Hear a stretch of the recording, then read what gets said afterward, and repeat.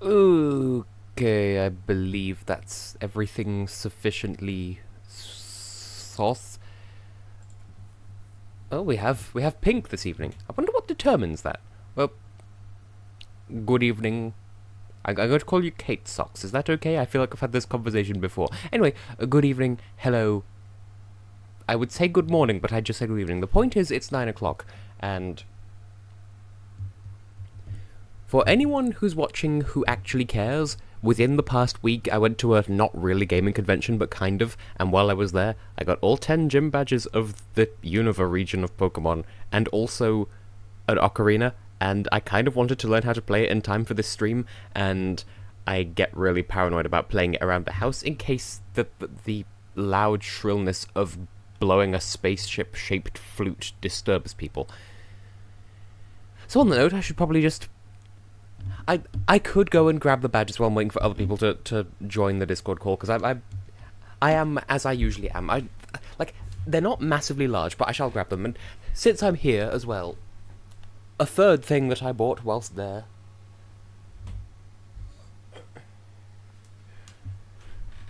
Pooh hoo hoo, I bought a Monokuma. And here's lovely. Clearly this... Wait, I'm trying to make some sort of pun out of Macedonia Monokuma, but then that would just incite political discussions, and we're not about that life. I'll go and grab the badges, and Luzzy, you can join the call if that so pleases you.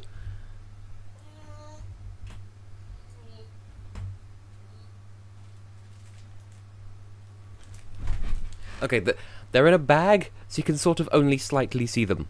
Like, they're all in bags within the bag.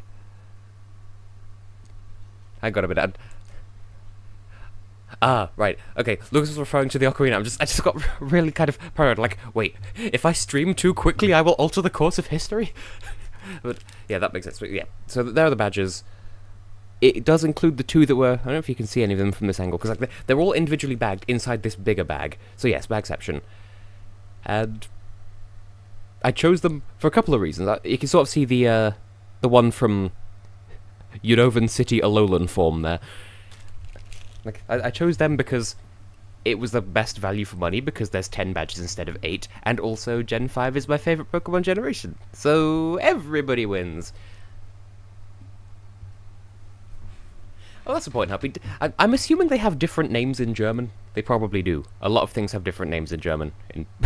Well, I meant in Pokemon, but in life in general. Because, as they say, life is strange. Haha, I'm not streaming Life is Strange today, I'm streaming Zelda, but still.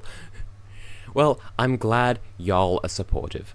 I could grab the Ocarina. It's currently in its box, and inside the Ocarina's box there is, like, polystyrene sort of packaging, and there's a single ball of polystyrene stuck in the neck of the Ocarina. It doesn't affect how it plays, it's just... there. Anyway... I don't actually know, Luzzy, because, like, it was largely retro, so there were a load of people there with, like, retro game collections and stuff. And they, like, a lot of people were selling them, and selling them for a substantial price at that, so... I could take it out, but... What would that achieve, apart from whipping out the Ocarina on a live stream? You know, whip out the space flute and toot it for the general public.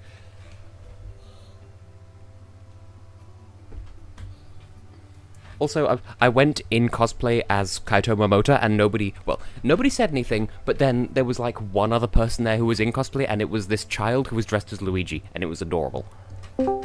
Oh!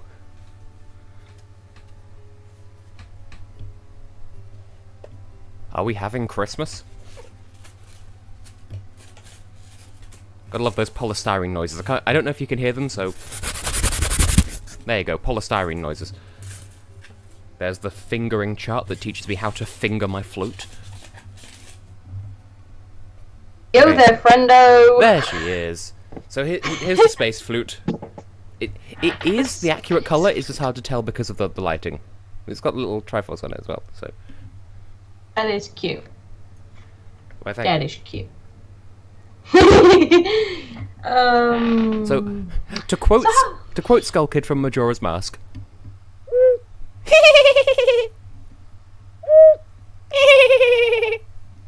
You're welcome. So how's your evening? So, it's okay. I have the entire flat to myself because Philly G has gone for a walk, and by that I mean he's gone down the pub. He's going to play piss baseball. Well, no. Tess. Actually, yes. Eurovision related. I discovered this whilst perusing the Facebook. But Israel will go to the ball. Well, yes, so they can stop arguing. Oh, is it going to be Cyprus? No, it's clearly going to be Austria. No, it's San Marino. Anyway. Donkey. Somebody actually pointed this out, that the 2 times that Greece has failed to qualify, the Czech Republic has gone to the final instead. Oh, wait, who failed to qualify? Greece. Ah, it's true. They have that symbiotic relationship. So the Finland Cyprus one is gone. The Norway Slovenia one is gone, and now instead we have the Czech Greece pant. The Czech Greece pants. Now I'm just imagining check your like pants for Greece. No, I'm just imagining like, you know, the like checkerboard pants of Kokichi Grandma. I'm just imagining those like covered in like McDonald's fry grease. Weirdly on brand for Kokichi as well. And thank you for the insight, Heartbeat, because there was a time where I was really obsessed with the admittedly it was the English and Japanese names, and Victoria, you're gonna need to try harder than that. And I knew them all by heart for a while, and then I didn't. I've forgotten so much over the years. It's okay. I don't remember a lot. Oh, I am wearing the blue, even though it's white. My blue is white, you know? How does that work? Your blue is white and your what? The what? The who? And red is red. The pasta is spinning in my head. Spinning in my head. Now the colour doesn't matter because you wear blue and I am sauce. Better. Now, I haven't tried it on this version of the game, but if you... I tried to show this when I Let's Played Master Quest, and I don't even remember which side it's on. It's much easier to do in the 3DS version. If you wiggle on just the right part of this iceberg, and I forget which side it's on, as an adult, then it'll just take you into Lord Jabba Jabba's belly, even though you shouldn't be able to go in there. He's dead! Spoilers. Who died? Spoilers, a giant fish that may not also be a fish. Maybe he's a mammal. I don't know. Maybe he had fish tits. Oh, whoa. Fish tits. Woo! Anyway. So, at this point, it did occur to me between streams that at this point in the game, all we have left are the mini dungeons and the Shadow Temple. And get it? Lens of Truth. Good. I needed that for exactly what I was talking about, funnily enough. I'm glad y'all are playing along in the chat. And by playing along, I mean peeing. Oh, there's pee. We're back to the pee again. Yeah, that was that was the theme of last week's stream for anyone who missed it. Dial P for pee. I still watch that back because our conversation, like, as soon as Joth leaves, me, you, and Alex just turn into whatever the fuck happened there. And this is why we need Joth. She is the sane one of the crew. It's true. Because, yeah, like, last week's stream was just quality content. I mean, I'm glad that, like, there are people in the chat this week because, like, for weeks 1 and 3 of this randomizer, there was no one in the chat. Or maybe it was 2 and 3. I know that there was one week where there were people in the chat and but 2 people gave me a donation, which, like, that came right the fuck out of nowhere, and I appreciate. And then, like, there was one week where there was no one. Then last week there was, like, half a someone, and my commentary was a load of gibberish, and it was amazing. And that brings us up to now. You know, William, Henry, Stephen, Henry, Richard, John. Henry, Edward, Edward, 2, then 3 more Henrys join our song. Henry, Edward, Richard, 3rd, Henry, Ed again. Mary 1, Good Queen, Best, Jimmy, Charles, and Charles. no, I'm not gonna do that. I know it off by heart. Jim, Will, Mary, Anna, Gloria, George, Will, Victoria. Victoria! Well, I have yet to spend donation, but I appreciate it, and it will probably honestly go towards paying my father back for spending money on me, because, like, strictly speaking, he paid for the things that I bought at the convention, but, like, I bought them, but I had to use his money because there wasn't, like, there are pockets in my Kaito costume, but they're not secure enough. Bear in mind, it was in the middle of London, so I didn't want to risk bringing anything valuable. Well, I say that. I did, in fact, bring my phone and made a point of putting it in one of my inside pockets, just in case I got kidnapped. Like, I didn't think that was likely, but just in case. Why, yes, I will flatter myself like that. Just in case somebody decided to recreate Danganronpa V3. Danganronpa. Or maybe they wanted a genuine, bona fide ultimate clairvoyant to strangle their please. But Kaito is the ultimate astronaut. This is true. But what if I was the ultimate imposter all along? Whoa. Ultimate Inception. Like, there are quite a few characters from Danganronpa that now that I think about it, that you could realistically cosplay really well. Gonta Daddy is one of them. Yeah, I was gonna say, like, Gonta would probably be the easiest one to cosplay, like, with the hair of mine being the way that it is. That was a really good way of wording that. The way my hair is, like, I could do Gonta and I could do Izuru, and everyone else is kind of a crapshoot. Who's Izuru? Spoiler character from the second game. I was also going to say, who's the guy with the face thing? I mean, from the third game. Oh, I was gonna say, are you thinking of Fuyuhiko? But that's the second game. Honestly, I could probably do Korekyo fairly well as well. Basically, anyone who's not like other girls, I have snake hair. I can probably do them pretty well. But honestly, Laze, you could genuinely do Kaede really well because you already mostly look like her. In a good way, I mean. Like, Thanks. You've got boobs and piano hands and avocado. I've never played piano in my life. I just thought, because you say that I would do a really good Kaede, and because everybody ships Kaede and Suichi, does that mean you're going to suggest that Philly G gets a Shuichi costume and that would be a couple's cosplay? Yes. Like, clearly that means that I need to get Alex to dress up as Maki. Why Alex? Why not Heather? Oh wait, Heather's gonna cosplay as Mew. Because ships, of course. Fish and ships? Aww! I played Spyro yesterday and uploaded it today. No, you did, and I watched it. It was very entertaining. I did a and thing. I quite like the accordion part in that song that you don't like. It's actually kind of amusing. I am glad, because I have like a low percent file on the greatest hits version that I'm sort of like keeping up to date alongside the LP of. Okay, I'm talking about Spyro at the moment, just in case anyone's wondering. Just because at the time of streaming this stream, I'm also Let's Playing the third Spyro game. So I have a low percent run of the greatest hits version, which I can't realistically record, and in that low percent run, I'm having to keep up with where I am in the main LP, and yeah, I had to get some eggs in Lost Fleet just to like get the just to unlock the right levels so I could do a thing, and I had to listen to that music for a while I was there, and just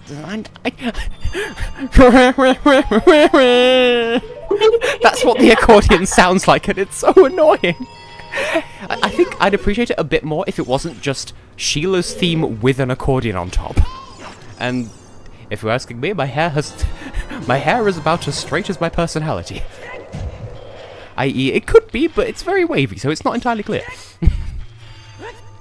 Wait, what was the question again? Right. Straightening one's hair, and honestly, whenever I have a shower and my hair gets wet, I can just flip it forwards and just do a pretty decent Samara, just because I have the hair. When it's moist, children. Is that just your Loreen impression, though? Because, Yes, like, you just sort of flip your hair in front of your face. Hi, I'm Loreen. Or Calliope, one of the two. I love Greece. 'Cause I'm, Oh, I like, went the right way. Greece the country, or Greece... Like, Greece the country, Greece the movie, or Greece the substance. The stuff that you get on your kebabs, you know, your Donna. Yes. I do love how... Indeedy. Oh. I love how they pronounce Donna in German, because it's actually closer to the Turkish, but it just still kind of sounds funny to hear Döner. Like, that's more accurate in terms of kebabs, but still. Does this exist?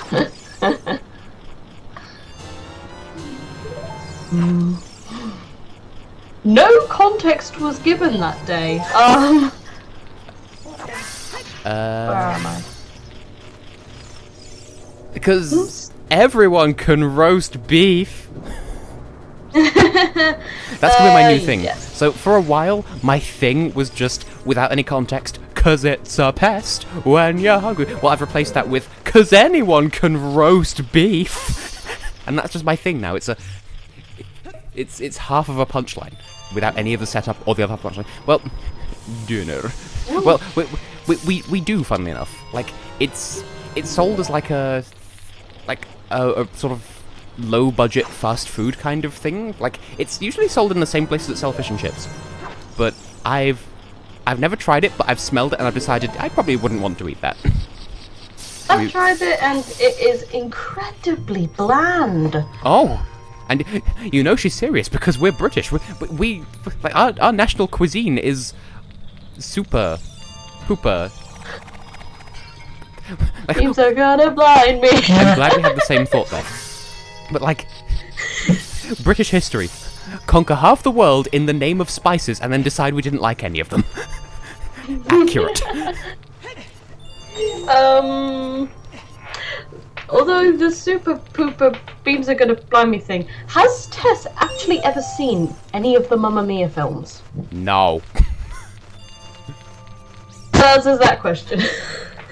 I've never been to April, but I approve of the Ace Attorney Ping Pong.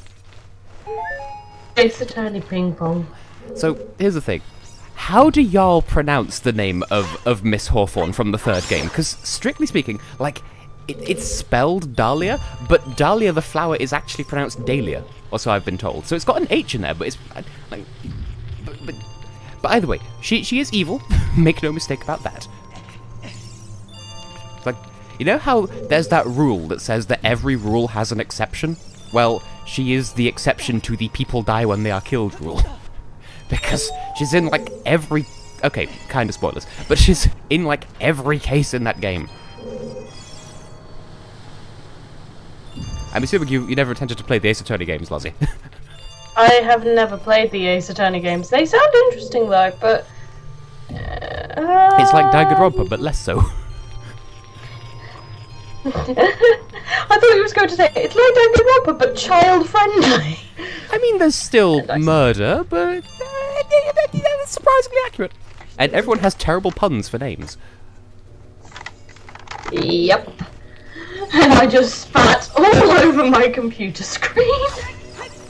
Why are people in the Eurovision fandom still arguing about this? It's been decided that it's Tel Aviv, so shut your foos. Oh, have they?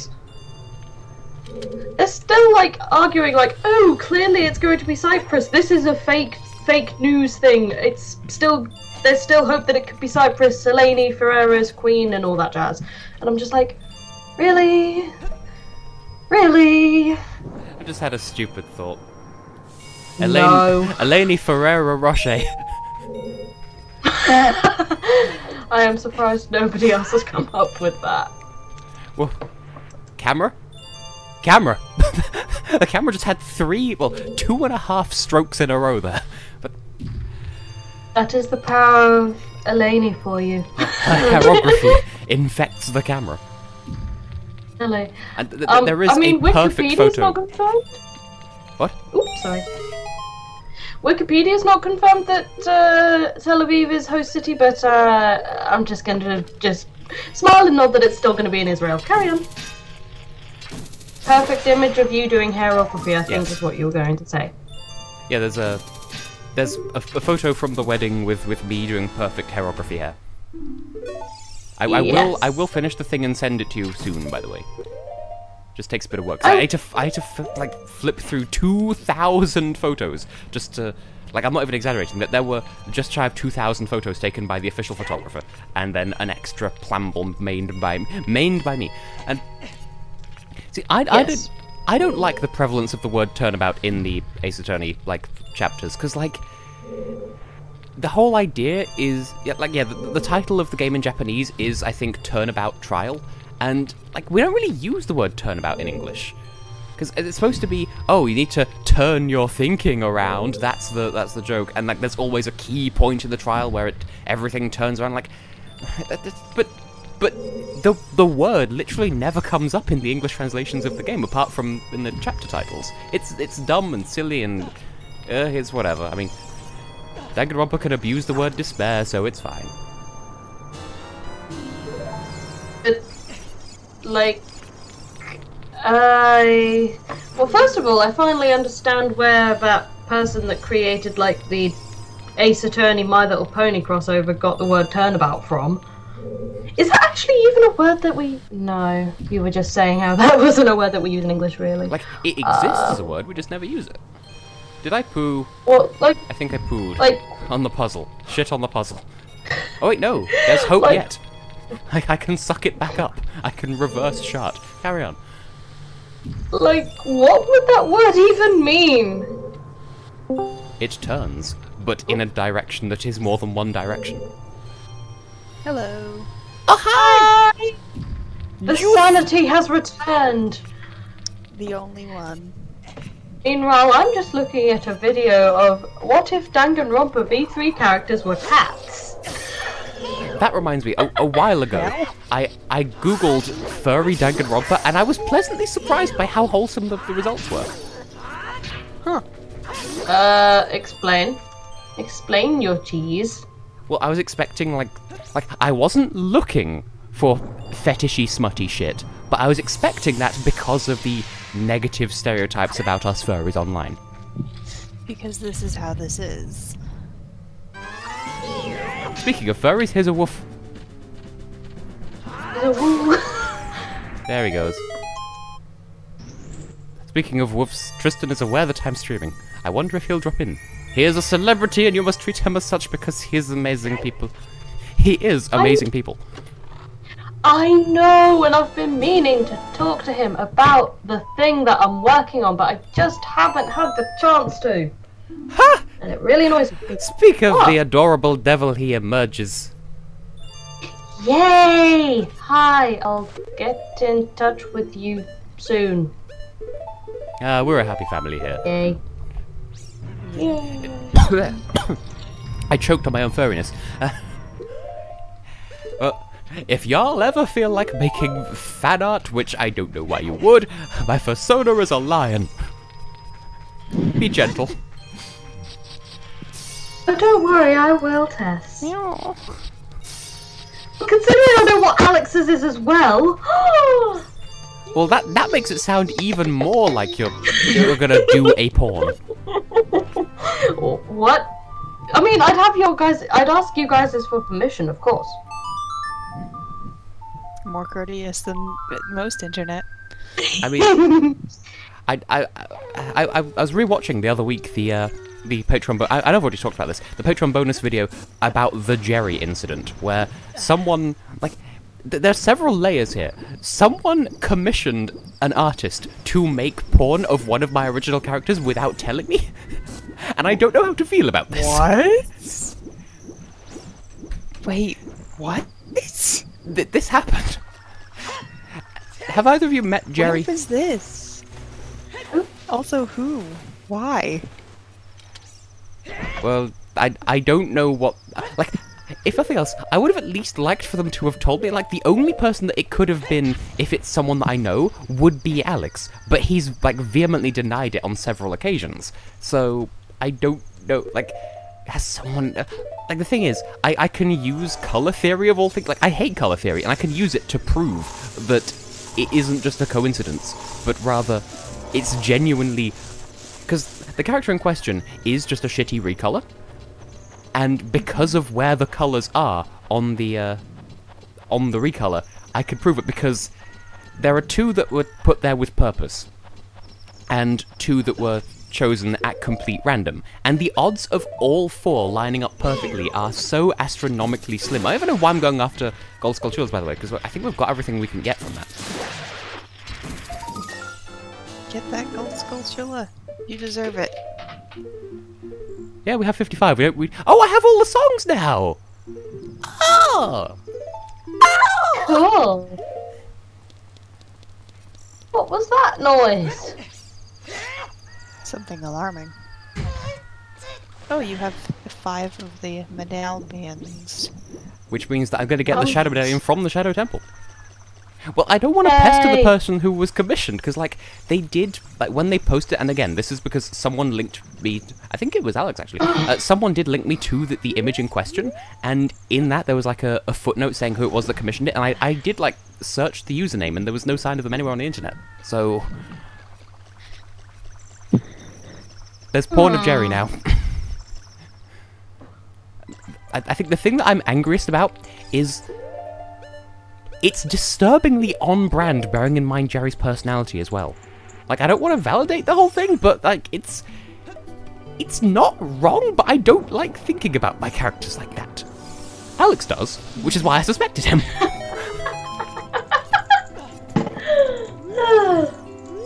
Where is the thirsty kitten today? I don't know. Not Canada, obviously, but, like, yeah. I obtained not. Hey, we'll be doing the Shadow Temple with the Shadow Sage. Ta-da! Well, we do still have the bottom of the well, and I want to say there's some other... Is there another mini dungeon that I don't think...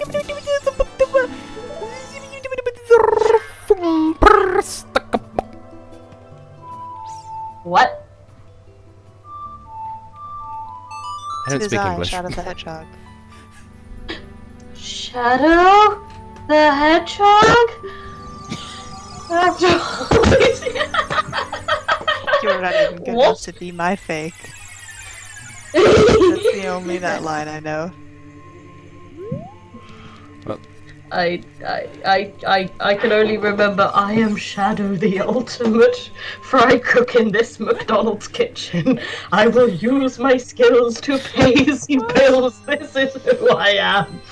I can't even remember the video that I found that on, but that was just funny. Sounds in character. Tristan, you personally have my undying permission to do basically anything because I know you can be trusted. It's not that I don't trust the rest of y'all, I just very trust Tristan. I won't do anything inappropriate with Lion Man, or Tiger Man, or... The Cheetah Men. The Magician? or... Because I am just an adorable little innocent penguin floof. And don't deny it, blah blah blah. Everyone needs a little bit of that every now and then. You know, that's why they wrote Mambo Number 5. What? Did you not know that Mambo Number 5 is actually about furry porn? I don't know where this is going. The first version of Mambo Number 5 that I heard was the Bob the Builder version. Yes! Yes! Well, everyone else must pass the test. Also, unrelated. Do I pass the test? So, in one of the most recent episodes of Wario, which, like, I say one of because I recorded 3 of Wario and 3 of Spyro, and I think I've uploaded the first of 3 of each. The first of each trio, anyway. In one of those, I think it was the first one, I was talking about how there was this YouTube poop that I was looking for, and I couldn't remember it, and then I did since find... I think the day I uploaded that video, I actually did find the poop I was looking for, and I then downloaded it, and then turned it into one of those, like, Danganronpa sprite animatic things, and well, it featured Monophony, Monotaro, and Monokuma, and it's strangely on brand for all three of them. And this is just the one where, mid-conversation, Monotaro just looks to the camera and goes, "Poop? Poop?" Like, there is this beat, and then he just says it again, but a bit louder. That's me. Did you And sneeze? everybody died. Did you cause death by mouth poots? Death by sneeze. More like death by sneeze. Now, am I, like, the only person ever to do this randomizer, but going into the bottom of the well with a sword and the lens of tooth? It allows you to see dead teeth. I see dead people's teeth. Dentist from beyond the grave. The Adventures of Tiger Man and Leopard Boy. Best book. Yeah, well, Monodub is king of the seats then. Favorite precious boy. Monodub, best child. Monosuke though.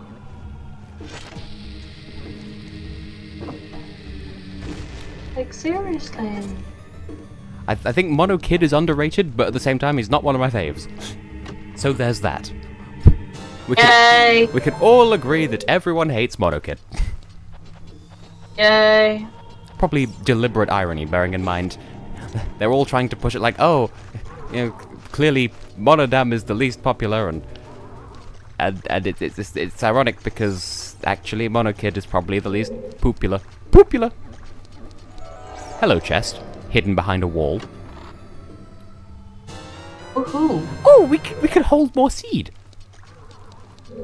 Yay! Also, amidst all of the chaos, is Joss doing okay? I'm alive. Good. Or bad, because necromancer? I mean, I am alive because you are my light, you are my sun. However that song went, I don't know. I'm Camera? undead, and also just super tired. I just moved into college dorms this morning. Well, congrats your birthday. It's the ping pong place. Yeah. Where's the celebration, Spider Tess? This is a At the special ping pong occasion. place. Probably either dead or still at the venue. Quite possibly. I should take a walk up there tomorrow to see if the birthday spider is there. Probably look a bit weird, but you know me there. Penis I know monster. What? Sorry, I'm fighting the penis. She's not fighting the foot, Stephen.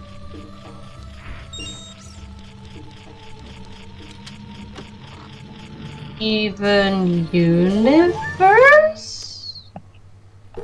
Featuring a foot.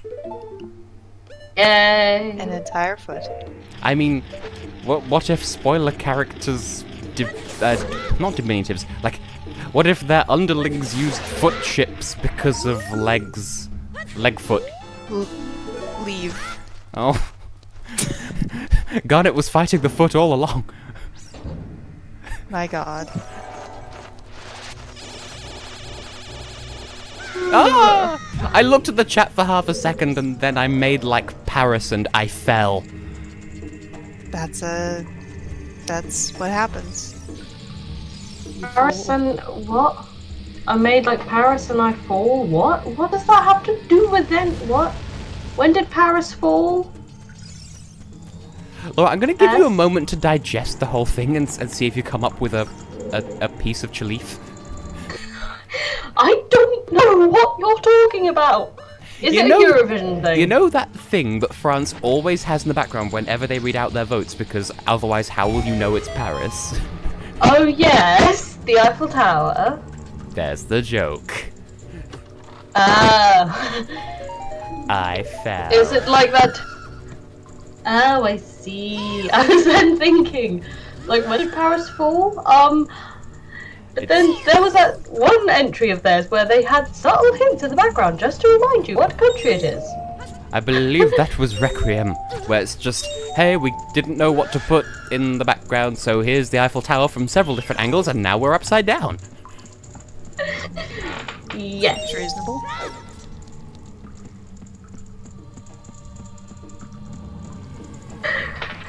Just, like, I'm probably going to be like a horrible person if I said what the first thought that came to my mind was. We should go to France and all stand on one side so the country flips over.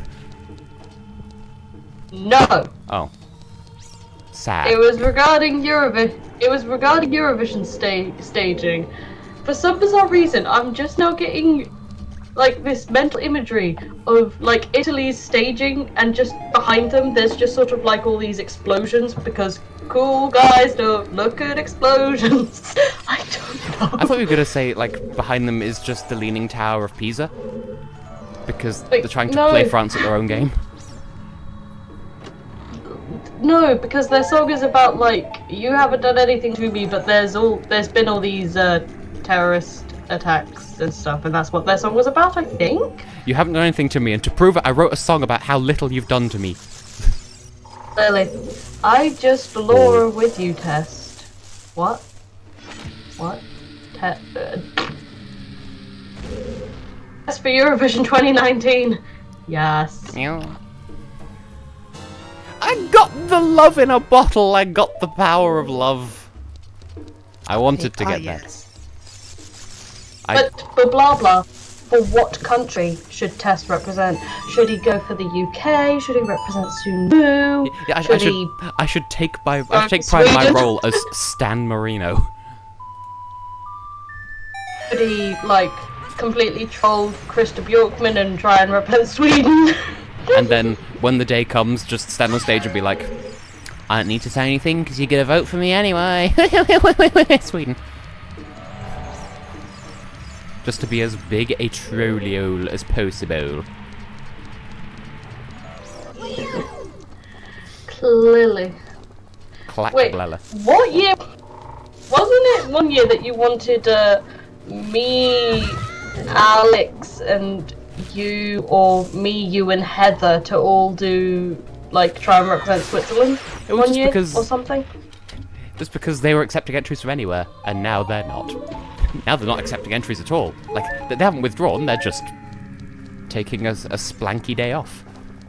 To not do a national final, but still take part. And Heartbeat, mostly. Let's not forget that they still came, like, grossly overrated in the jury vote for reasons. Whems. For reasons. Well, there was that rumor that no one seems to have followed up on about supposedly the Serbian people saw Sweden buying votes or something like that. Like, I know the Serbian delegation saw something spurious. I did find the article posted in like the Facebook group, and it did say in the article that it was somebody bought like some Australian delegation buying votes, but like Australia didn't do that well. Yeah, Australia gives very few shits in that regard. Like, they wouldn't roostle in Poobel of Flambus.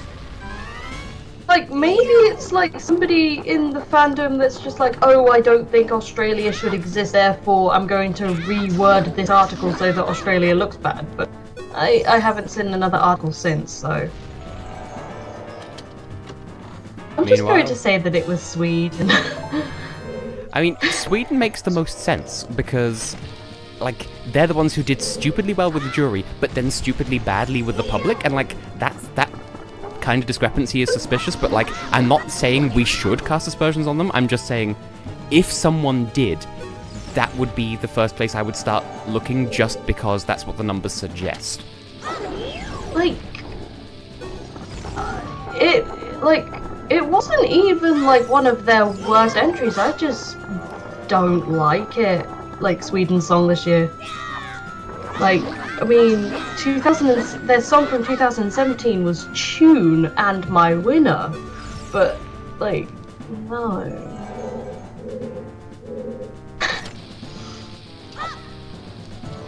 Australia is now Europe. Australia is now an entirely other continent. It's true, we stole them, but they belong to us now. Like, if you Photoshop Australia so it's just off the coast of Portugal, then having them in Eurovision kind of makes sense. Well, we stole Australia, we stole Kazakhstan, and yet we all seem to. Oh, good! I got the Mo money holder I was promised. We stole Australia, we stole Kazakhstan, we borrowed Canada, but we don't want the USA. My favorite Swedish entry. That's a good question. Despite despite how I behave, I do have some favorites, and like of the classic contest, honestly, Diggy-Loo Diggy-Lay is pretty tune. I would dare to venture possibly their most deserving winner, relatively speaking. But that doesn't guarantee, like, oh, that means that it deserved. I don't actually know what it was up against that year. So 2010 was good. I agree on that. Flankle. Very true, Tristan. 2009 was fun. And 2005, actually. Martin's Denmark. Las Vegas. In the neon lights, you'll be a star if you do it right in Las Vegas. Oh, but we might as well be lovers on the sun. But every Swedish song is the same song. Well, I just confused the world by lighting 3 torches at once. I've completely forgotten what their song was in 2009. That was La Voix.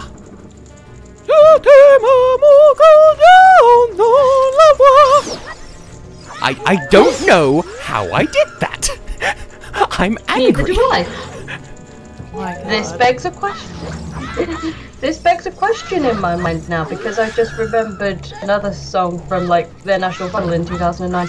But if Måns Zelmerlöw had won Melody Festival in either 2007 or 2009, would he have made a return in 2015? And if he did, would he still have won? Also, I picked up a key and it turned into the map. Now, I have a very love-hate relationship with the Worrying Kind, because like I'll go through phases of liking it, but for the most part I don't. It's kind of annoying. Plus, also, it just kind of quotes Christmas halfway through. How does it quote Christmas? Be good for goodness sake. Sweden Claus is coming to town. You know, Saint Tester Claus. But Saint Tester Claus is Maltese, and Sweden Claus is just Krista Bjorkman in a beard. I'm not sure who should be more insulted, Link or Serena Williams. Serena Williams, because she's like a real person, kind of? Nothing's real. Kind of.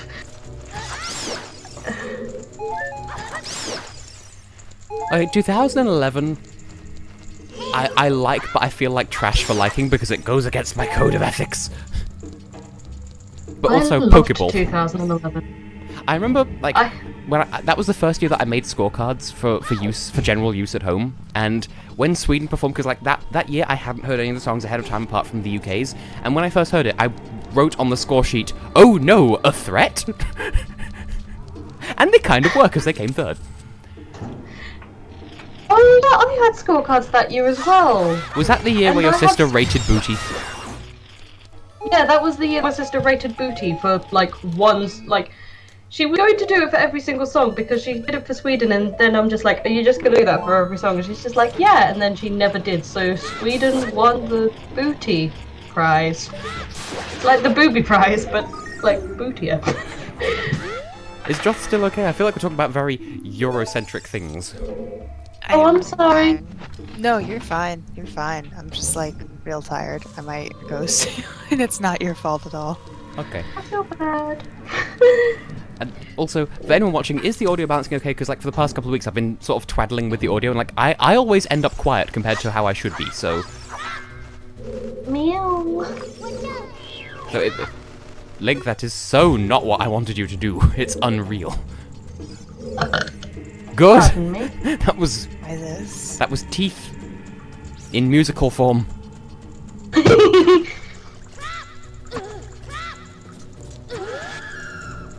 Well, this is good. Okay, thank you. So I kind of want to go back into that room with the bend because I don't the bend, not the bend. Just because I don't remember if it's just a skulltula or if there's an item in there, because we've used all the keys. Like, we are done with the bottom of the well apart from that room, and I don't remember what. Don't mind me walking into walls, because I don't remember which walls exist.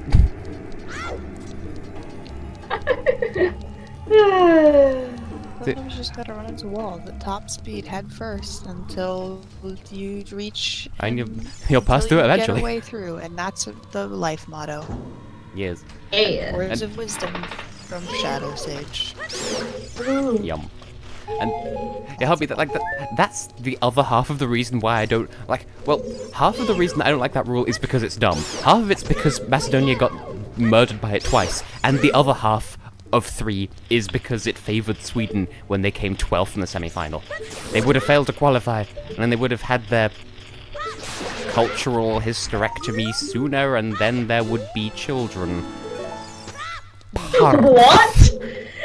So basically you're saying that Loreen and Mons wouldn't exist if Sweden hadn't qualified in 2008? Yes. But I want Mons to exist! He's husbando hump day goals! What? Don't make me wheel out the pee again. I was then gonna say, is Tess going to break out the wedding wheels? Yes, you're married now. You're not allowed to walk anywhere. You must ride on the. Like, this is because this is literally the first thing I said to her after she got married. Well, the first thing was, "You're so married," and second, "You're not allowed to walk anywhere now. You have to ride on the wedding wheels." Actually, no. First thing you said to me was, "You look gorgeous, by the way." Second thing you said to me was, "You're so married." Third thing you said to me, "You can't walk anywhere now. We'll have to put you on wheels. The wedding wheels." Choo choo. Choo choo, it's the wedding wheels. And yeah, Loreen was in 2011, and that song was not good, in my opinion. And they... My heart is refusing. Thing is, though, oh, I need to open the door again because it happened in the past, therefore it didn't happen in the future.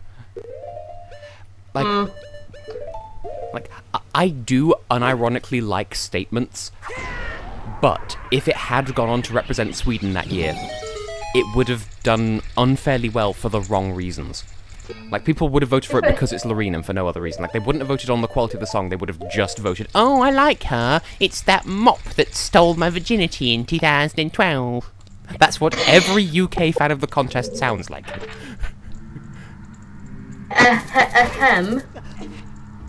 Yes? But, like, if Loreen had won... Like, Statements was 2017, wasn't it? Yeah. I would have cried 10 million sass because Robin Bankston's song was Tune. You know what else is tune? Heroes. Well, I was going to say teeth because I don't really have a punchline in mind, so...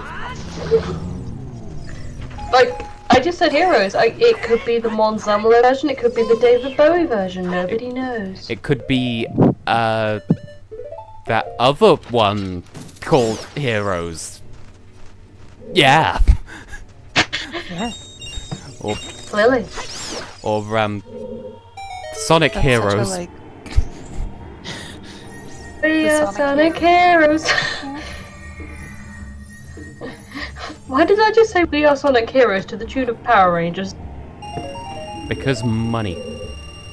I'm a special child. They paid you for sponsorship. I just realized, okay, so I don't have the double defense, I don't have the double magic, and I don't have the light arrows either. So we've got all the items except for the important ones at this point, and that's just fun.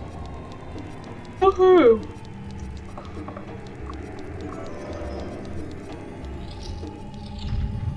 Sharp words from the heart. P. Woohoo!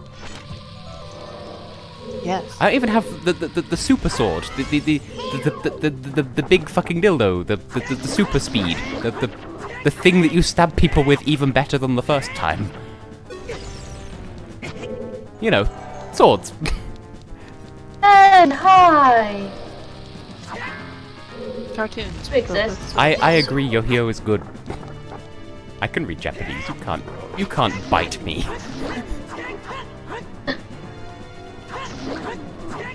Ooh. What? Who? What? Wems? I'm just reminded of another Eurovision meme. Because, like, Tess, you know the if you don't love me at my worst, you don't deserve me at my best? Yeah. I saw one, and it was, if you don't love me at my Yulia Samoylova, you don't deserve me at my Sergei Lazarev. How does that make any sense? Like, what are these, like, both of these things are not like each other. I mean, sick burn on Sergei calling him the worst. What? Though that said, so recently we've been having like a bit of an aggressive heat wave. Which wall am I even on? In the UK we've been having a bit of a horrible heat wave, and finally we had some weather, like last week I think it was, and while we were having this like slathering sheet of moist rain, I put on the karaoke version of You Are the Only One. Just because thunder and lightning, it's getting exciting. Lights up the skyline to show where you are. Our love is rising, the stories unwinding, together we'll make it and reach for the stars. You're the only one, you're my only one, you're my life, every breath that I take. Unforgettable, so unbelievable, you're the only one, my only one. Why did I sing? Because I knew you would. So, Joff, this is what Europe is like, just constantly. Isn't it crazy how we finish each other's song bridges? Just breaking out in song and eating sausages all the time. Yeah. See? Eating sausages. You know, Mostly for you. Oh, thanks, Heartbeat. I mean, like, yeah, totally. You know, we sing two songs at once, bangers and mashup. Bangers and mashup. I need to take the butt issues off. I need to stop having butt issues.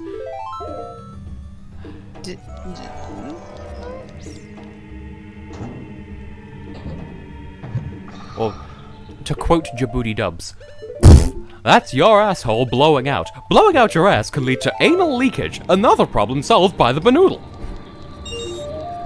How about Lozzie and Tess for 2019? Yes. But at the same time, for the same country, or singing different songs for different countries. Yes. All of the above. That doesn't above. answer my question. I could go to Portugal, sing a song written by my Portuguese friend, and then somehow represent Portugal? that would just reminds us of our mad banter about the Portuguese national final this year just gone, where, like, the format was something like songs chosen by the jury and then by someone. We got 1 rupee! Sorry, I had to, that's a reference. Okay, so it was like some of the songs were chosen by a jury, some were chosen by some other jury, and then some of them were just chosen by Salvador. And so we just thought Salvador's gonna send a song by himself. You know, a song by me, written by me, performed by me. Like, it was, like, some of it was a professional jury, some of it was like the, like, people at RTP, and, like, only one act was chosen by Salvador Sobral. And did it not win? It didn't win. I don't think it even qualified it from the semi-finals. I will double check. And, I mean, it isn't technically a conflict of interest. I would still have to give Lozzie my honest review. So if your song sucks, then I will tell you politely. Thank you.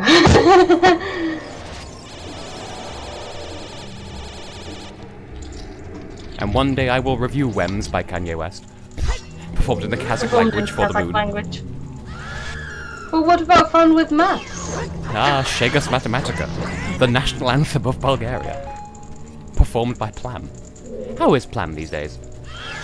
I haven't seen her in years. Oh, you know what? The song that had no title, that doesn't surprise me. Like, the thing with that song, though, is...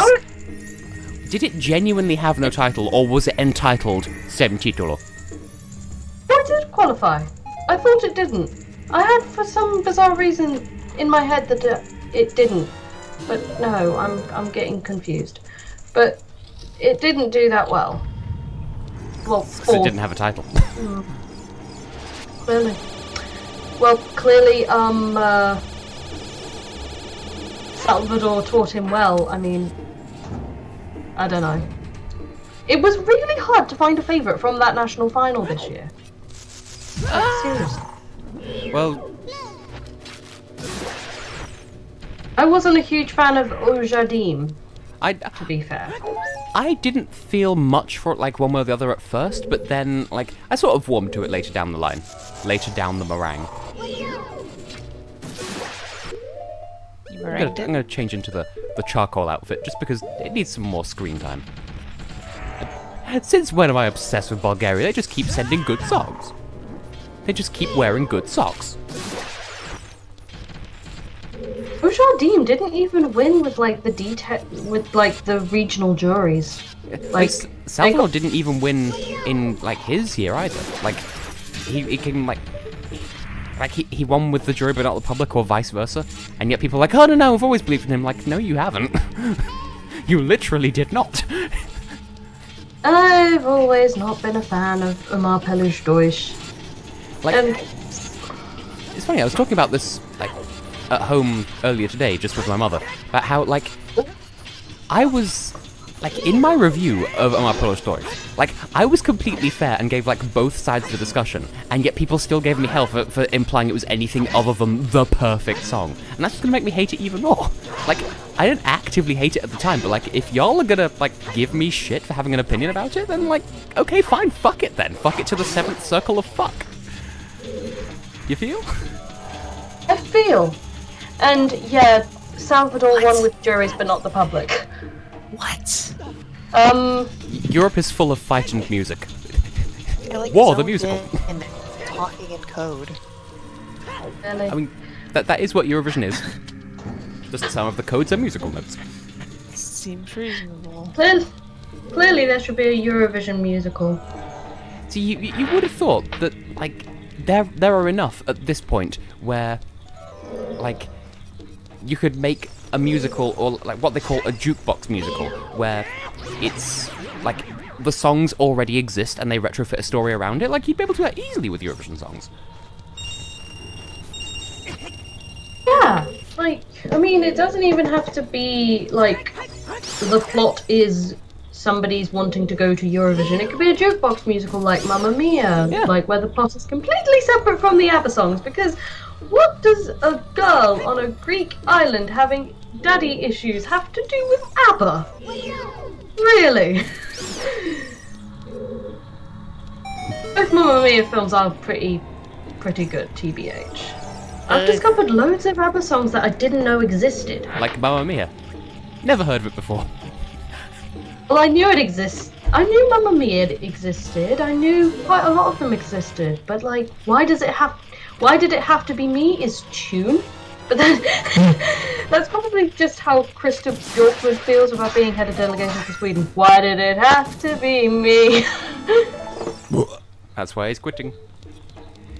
Is he quitting? I think so. Are you for real? Are you shitting me? You for real? Forever to the end of time. From now on only you and I. We'll take a dump. Because dump lyrics, they never Easy get get. See, Laura knows what I'm talking about when I emphasize the importance of dump lyrics, because the Lucas knows what's up, but what was it called? On the 3DS, the Street Pass puzzle piece thing. Oh. We have poop lyrics for that. take a dump upon the toilet, don't forget to brush. Brush? Flush. Brush your anal teeth. Use some bleach to finish up and the toilet brush. That is a good question, Heartbeat. Tess, do you hate Euphoria or I Am Yours more? Well, there is... Oh, good! Oh, good! Sorry, I just fell through reality again. Well, here's the thing. Euphoria is annoying, and the people who, like, viciously defend it when I say that I don't like it tend to also be annoying. Whereas I Am Yours doesn't make me feel anything other than, like, just irritation at how much of a song it could have been but just wasn't. So, I hate them equally but for different reasons. Because, like, what's worse, something actively being bad or passively being not good? That is a good question. Which one's worse? Yeah. I mean... Oh, you sound so tired, It depends on the context, but probably, like, because I'm really, really tired. I think passively being not good is probably worse than being actively bad, because at least if you're being actively bad, you're owning it. Well, you heard it here first. Joth has officially declared war on Austria. No? There were so many better songs in Austria's national final that year. But then, that was the year with Utopia. That was really good. I do have to go, though. Oh, sorry, Joth. Yeah, sorry. I'm sorry. I've been so, like, tired. This was literally, I just moved, and I'm... That's fine. Go and sleep and I would say don't pee. Pee if you must, but not when you're sleeping. Yes, I will do not that. Thank you. You're welcome. Have a good rest of stream. Yum yum. Okay, thanks, Joth. Sorry that we haven't been including you. Oh, she's good. Literally the second Joth leaves, I get the gold. Okay. Oh, I just discovered that Krista Bjorkman's gay. Why is this news to me? Why do we care? Bjorkman is openly gay and married to Martin... Luther King? I don't know if it's pronounced No, Martin Cage Mark, but I don't know if it's pronounced Cage Mark because it's spelt with a K. Is there any song, Eurovision or not, that I hate more than either of those? Well, for a number of reasons I don't like Waterloo.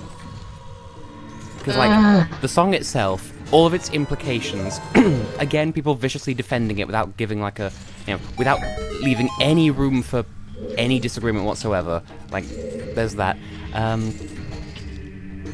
I would say lost.jpg, but that's a meme. Not quite the same thing. I feel like there is, though. I feel like there are songs that because, like, I do like to portray myself as this benevolent, gentle floof who never hates, only dislikes, or offers encouragement to adjust.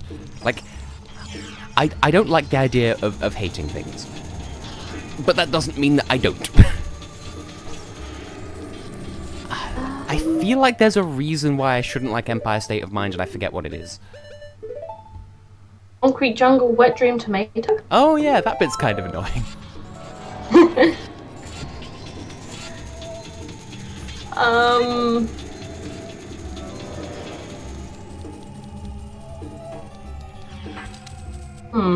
Latvia 2013 is hot garbage, thank you for reminding me. It is! Like, seriously. Like, there is one of the songs we should be grateful to, though, just because if it weren't for them, Macedonia would have come last, and then they would be very sad. In the same way that we should all pay our respects to 2G, because if it wasn't for Stay, then the UK would have come last in 2012.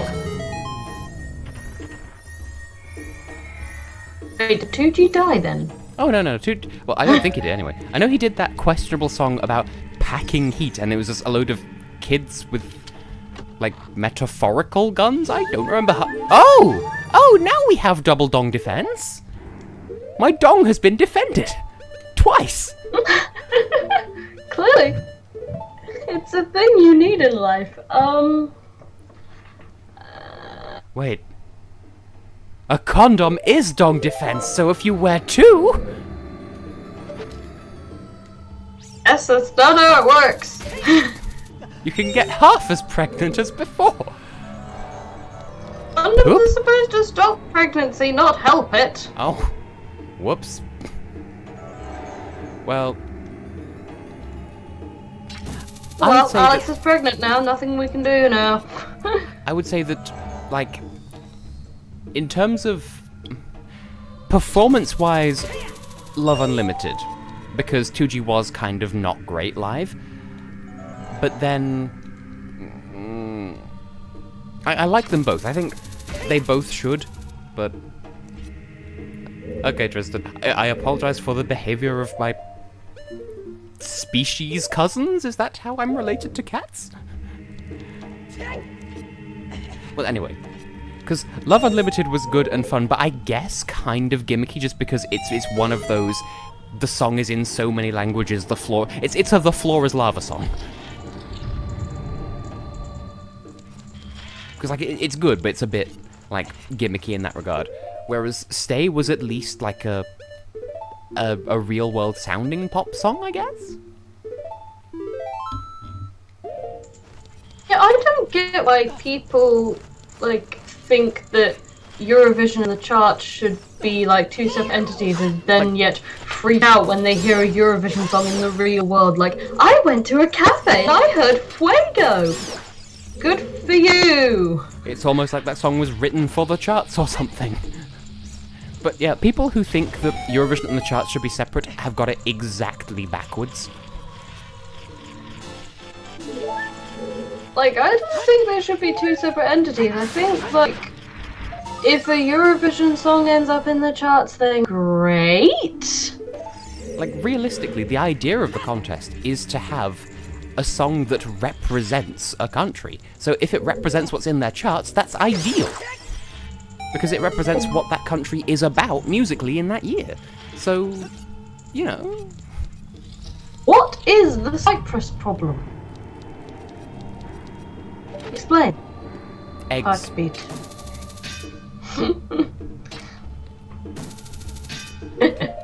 I'm still laughing at the "if you don't love me at my Yulia Samoylova, you don't deserve me at my Sergei Lazarev." Like, why is that a thing? Why is Sergei the best? He's not the best. Even in terms of results, he's not the best. Because, like, Dima Bilan exists. He won. Why does anything? What is life? P. Life is P. I answered my own question. Then Sergei Lazarev does have some good songs. I mean, Seven Wonders and In My Lonely Life are pretty banging tunes, but You Are the Only One is just... Like, it was written for a very specific demographic who don't seem to realise that they were played by the song. So was another song of his called Take It Off, where the music video is literally him stripping and wearing pink. Does it also end with him kissing a female backing dancer just to prove to the... Hey, look, please don't spread rumours, I'm straight, I swear. I don't know. There were a lot of shirtless men in that video. There's a shirtless man in this video. It's me, I'm not wearing a shirt. But nobody can see that. Oh. The Cyprus problem is when you have when you stage a dance song with no dancers. Ah, right. Yeah, they do that a lot. Like, they've done it twice in Eurovision. Twice? At least. But, at least they did it right with Dance Floor. At least they gave him an entourage. But he sort of needed that because, like...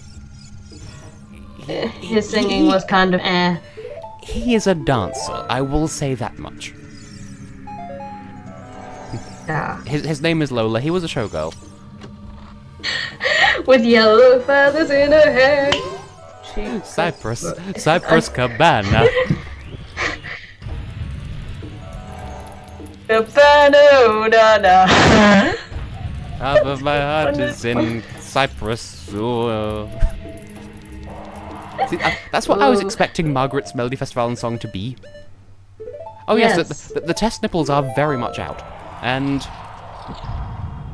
inside out. I mean, My nipples are not erect at this present moment. Thank you for investigating children.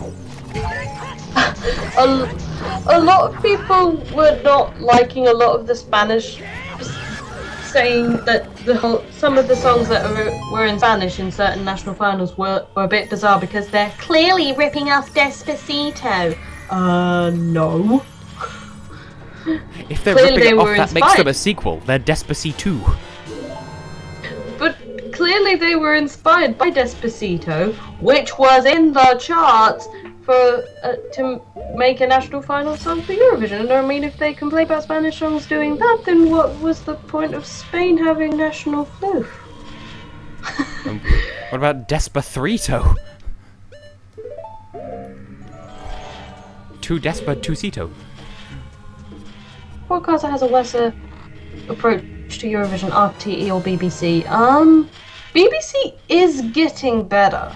I would say, like, over the decades, BBC is Slowly. getting wetter. But then, like, this year was a step down from last year, but in exchange, like over the decade, like, in terms of the long game, RTE is worse, but in, like, recent years, BBC is worse. Like, for the most part, the BBC is learning and RTE isn't, but this year, BBC messed up big time. Not with Suri specifically, but just, like, the fact that the national final was on the wrong channel, on the wrong day of the week, at the wrong time, so many other problems, and RTE got it so right because they created the nucleus. Are they going to use the nucleus to choose their entry next year then? It wouldn't surprise me if they did, bearing in mind they qualified with it for the first time since Ryan Dolan, and Ryan Dolan came last in the final, which makes sense because his live vocals weren't great. They were both. The last person to qualify for Ireland until this year was called Ryan, and the person that qualified this year was called Ryan. I've just realised this. Oh! I'm dumb. I just realised it too. It's like you realised that we have a new set of twins. Of, like, one country qualifies, the other doesn't. Also, YouTube thinks that my stream output is low, so please let me know if there's poop happening. Poop? Nothing's going wrong from what I can see. Poop? Like, if you were to, like, organise the national final for the UK test, Yeah. what day of the week would it be on? What channel would it be on? And, like, who would present and what would... Basically, how would you run the national final? Clearly you're a spy for the BBC trying to steal my methods. Why would I do that? For I the mean, good you of established mankind. that my... But then you did say that my Portuguese friend was clearly a spy for RTP. In terms of presenting, you'd need someone who is genuinely enthusiastic about the contest for serious. Like, they don't come across as a one-track minded, like, super fan who has no life outside the contest. But also, I would advise, like, maybe having, like, two presenters, but, like, don't make them both be the same archetype of person. So, there's nothing wrong with having, like, a camp flamboyant man and then, like, a mumsy kind of woman. Like, you know, like Mel Gibson. Like, she's a good example. But then maybe not rely on her. Because, like, Animatronic, she was a relatively good commentator for us way back when. And, like, Yeah. the problem is, if you have a male presenter who is flamboyantly gay, like, that's fine because representation is good, but they need to bear in mind what kind of message that's sending out to the rest of the UK audience, where that will just perpetuate the image that, quote, it's a gay thing and only a gay thing, no exceptions. Like, it needs to be so inclusive, like, it's obvious that everyone is welcome, no exceptions, rather than everyone's welcome except the normies, or something like that. Like, I'm trying to word this carefully because I'm not trying to incite hate, because, you know, I'm not a hateful person. I don't want hate to be a thing. But, like, the way the thing, like, the way it is at the moment in the UK is it is very exclusive. It's very excluding, like basically you need to basically be a woman or a very, like, openly out and proud flamboyant male in order to be accepted in this country. Otherwise, you're assumed to be in the closet and in denial if you look and put yourself across as anything other than flamboyantly gay. So we need to have presentation that shows that everyone is welcome no matter who they are, whether they're out and proud, in the closet, or, you know, not even gay at all, or whatever. Like, it needs to be proof that everyone is welcome, no exceptions. It should be at prime time, so, like, between 7 and 8 on Saturday. Or, like, Friday at a push, but most likely Saturday. Just because, you know, it needs to be emphasized how important it is, and it should be on BBC One. Like, there is no excuse for having it on any backwater channel or anything that makes it seem like it's lesser. You are picking 3 minutes that embody everything about the British zeitgeist for the past 12 months. You cannot confine that to some backwater BBC nobody channel on a non-day of the week where no one's going to watch, at a time where everyone else is doing other stuff, watching something better produced or anything like that. It has to be an important time of day on an important day of the week, presented in such a way that people aren't encouraged to take the piss out of it. And breathe. Right. Would you still stick to the 6-song format? Or would you have more? Would you have less? Well, I think any country that isn't Sweden trying to do a Melodifestivalen format will only ever be compared to Sweden, and it will only ever be compared to Melodifestivalen, so I think 32 is a bit much. I don't see the harm in having semi-finals. I mean, look at France this year just gone. They had a 2 semi-final structure, which, like, there's nothing wrong with that. I think 6 is a good place to start as you build up public trust, but one thing that this shouldn't even have to be something that's a point of conversation. This should be a no-brainer. This shouldn't even be a conversation we're having. But disclose the full results. Don't just say, and the winner is, you know? You can't just say, oh, the so-and-so won, that's it, everyone can go home. Like, tell them how much they won, tell them who came second, give the full results. People pay to vote in these things. Exactly, like, I don't understand, like, why the BBC is I think it's the only national final that doesn't disclose this. I don't know if they... There was another one last year, I forget which one it was. There was one that literally just said, and the winner is, and then good night. And I forget which country it was. I feel like it was Hungary, because I know that they announced the 4 that were in the super final, but they only announced the winner and didn't announce, like, the 2nd, 3rd, and 4th from the super final, I think. I could be misremembering, but maybe that's just how Adal works as a format?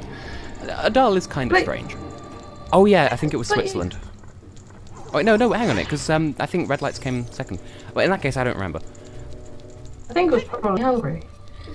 Switzerland used to do that, like, as in they don't anymore. Well, they're not doing a national final anymore. Are they not doing a national final anymore? Well, are they just internally selecting? I don't know if it's an internal selection or if it's just like a different format, but for 2019 they're doing something different. I think that Finland's going to do another, like, one artist, 3 songs? Like, yes. Or at least that's what the fandom are wanting, like, can we have another UMK that's similar to the one that Sarah Alto did? And I'm just sort of thinking, yeah, because that worked so well the first time. I'm just sort of like, yeah, you basically just want Sarah Alto again because she was so robbed. And the other thing is, like, I think the way the BBC, like, gets its entries for the national final, that for the moment is fine. Like, that style.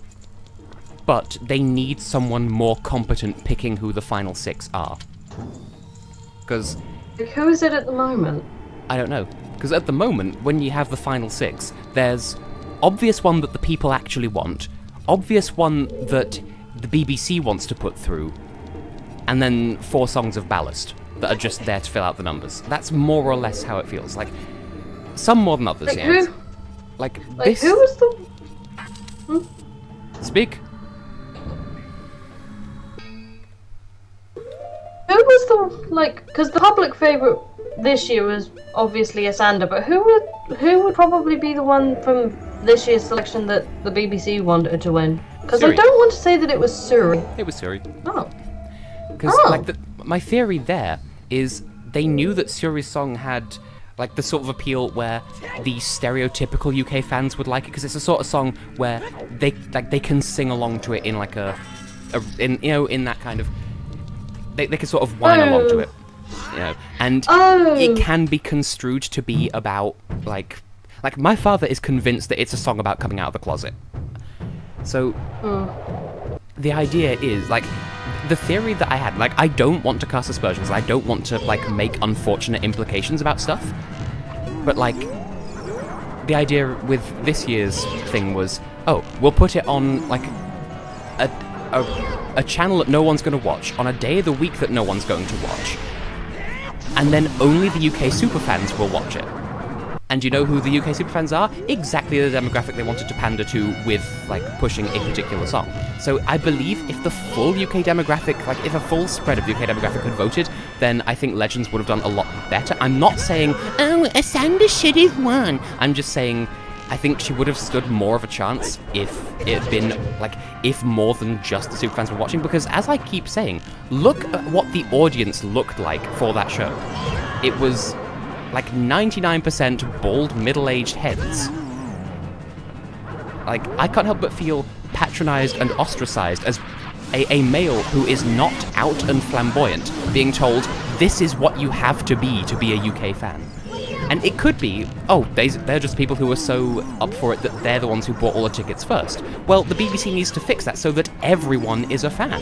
You know, it shouldn't be like a lawful requirement to be a fan by any means, but people shouldn't feel like they don't, like it's not their, what am I trying to say?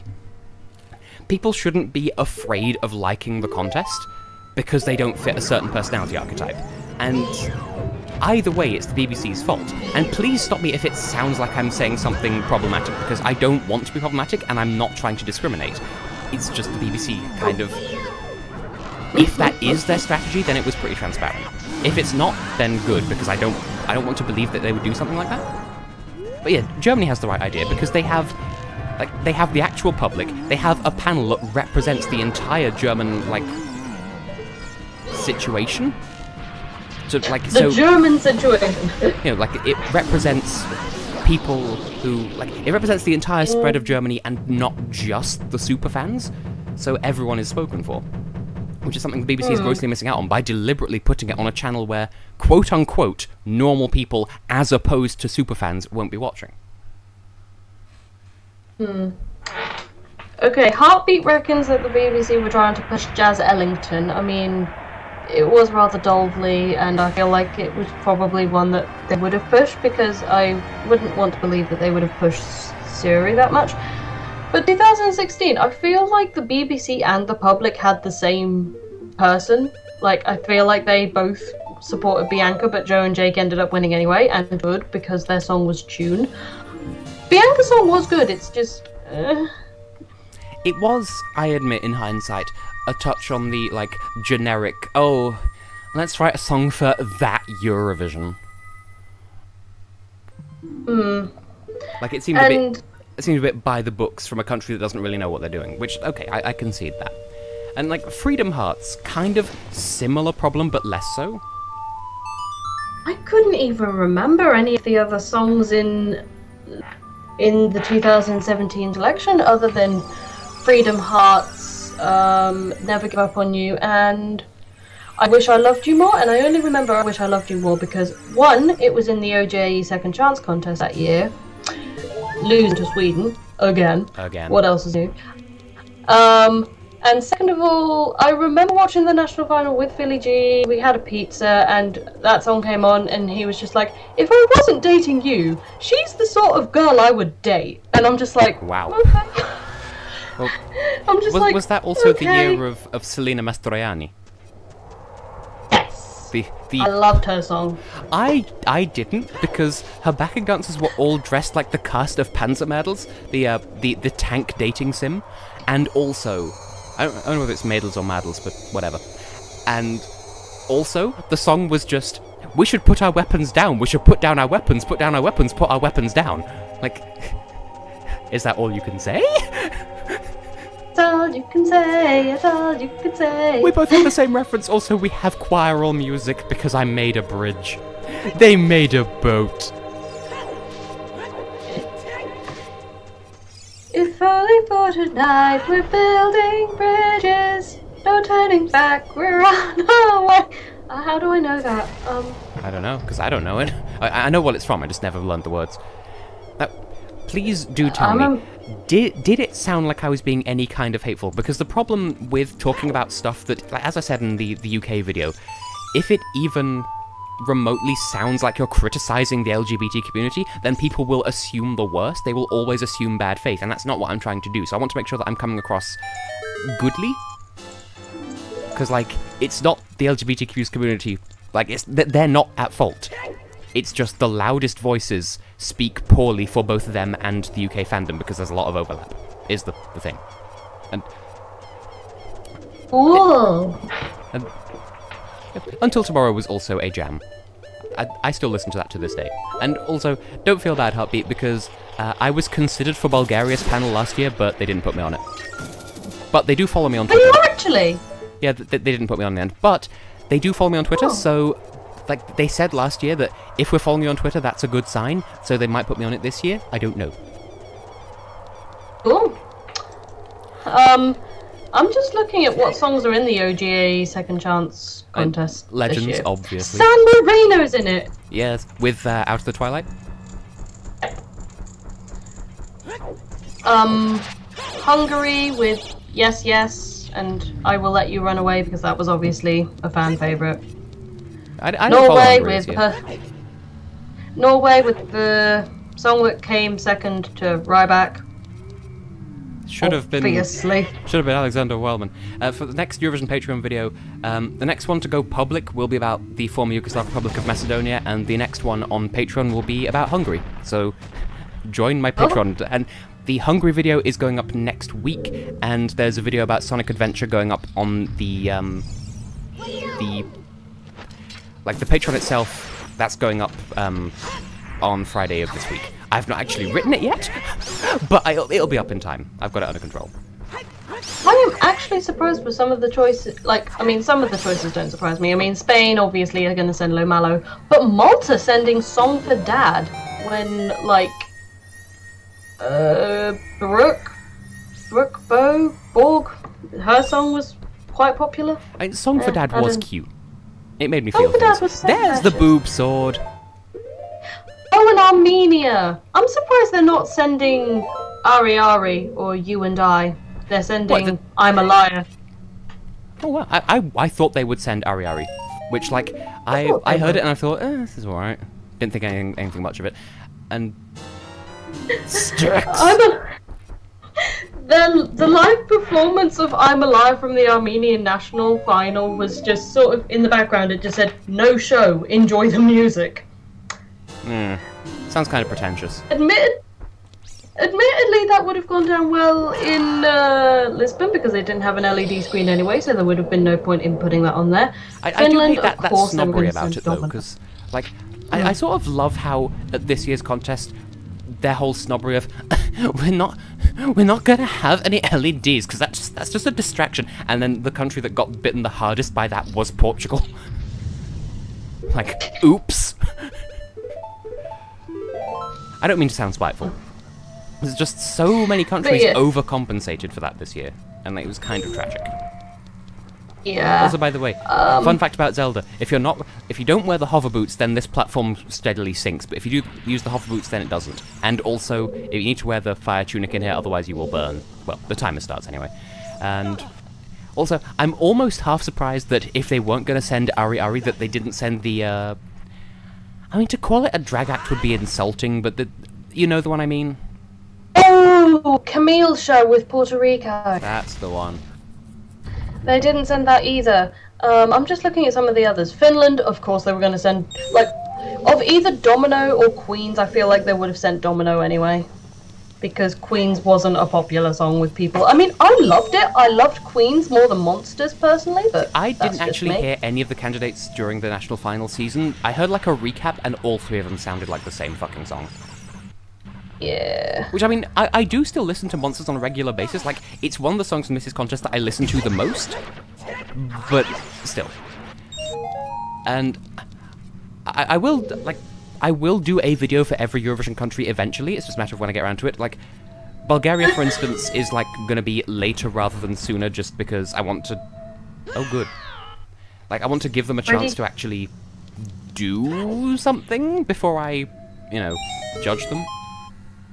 Where do you think we'll host the 2019 contest? Bablaba. Before we leave, let us show you Tel Aviv. I do want it to be Tel Aviv specifically because of that. Yes, and Nadav Gwedji, Gooey DJ, should host. Yeah. I'm actually surprised with the song that Sweden decided to send in the OGA Second Chance contest. What is it? My Turn by John Lundvik. Wait, I can't do this yet. I need the light arrows. The song. Like, but yeah, I will do Germany eventually. I'm just when I get around to it is what I was going to say there. yeah. So they've said like a really like sort of dolefully ballad to the OGA Second Chance contest instead of like any of the fan favourites like In My Cabana and Every Single Day. Even though Every Single Day was just as boring. Fight me. But he fought me. I lived. Yay. But why fight when you can pee? Because I learned to pee inspirationally with TessHex. I have the power I of sound pee. like an... Also what? This was Sweden's 15th win in the contest's history. What? Oh wait, Sweden won last year with A Million Years by Mariette. Like that wasn't even the best song in that year's Melody Festival. And yet, of course, it had to win the second. Because how can you look at the list of results from the OJ Second Chance and not tell me that there is some serious, obvious favoritism going on? That's not even being bitter. That's second place has won 4 times. First place has won, what, 15 times? That's, 15, yeah. That is straight up not fair. That showcases an obvious bias.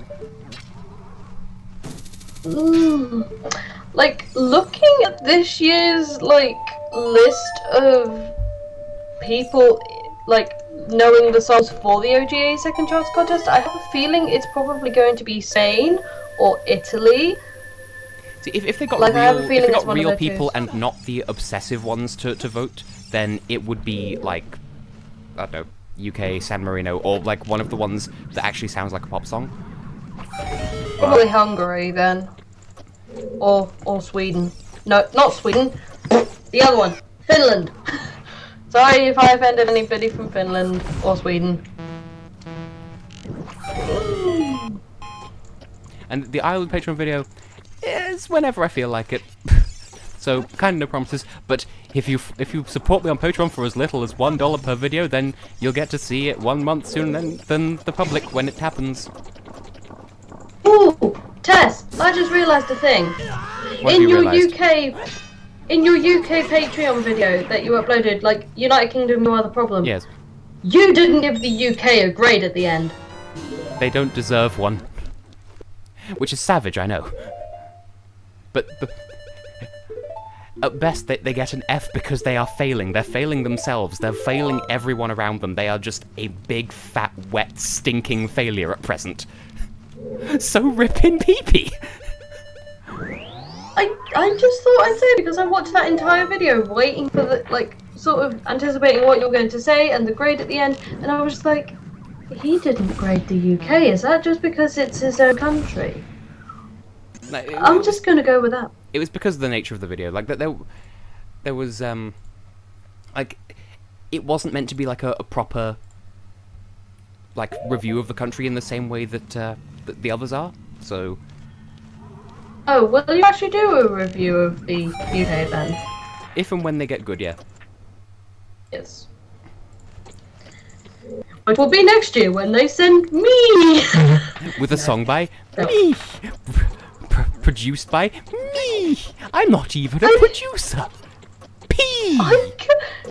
I can't write music. Neither can I. Like, that's the thing that makes me every flavor of sad. Like, I can write lyrics. Like, I can write properly good lyrics. Because, like, my talent is a sort of thing where everyone thinks they can do it, but they can't. And, like, there's a hard skill and a soft skill when it comes to writing songs for Eurovision. And, like, the hard skill is, like, writing music. People who can't write music know that they can't write music. And people who can't write lyrics don't realize they can't write good lyrics. They're just like, oh, I can write. Yeah, but you can't write well. And this is true of people who, you know, like, write as a... Like, Lozzie, for instance, you can write well. Tristan can write well. I can write well. A lot of people can't. And they think that just because they can use their native language and put pen to paper, that's all it takes to qualify them to be able to write.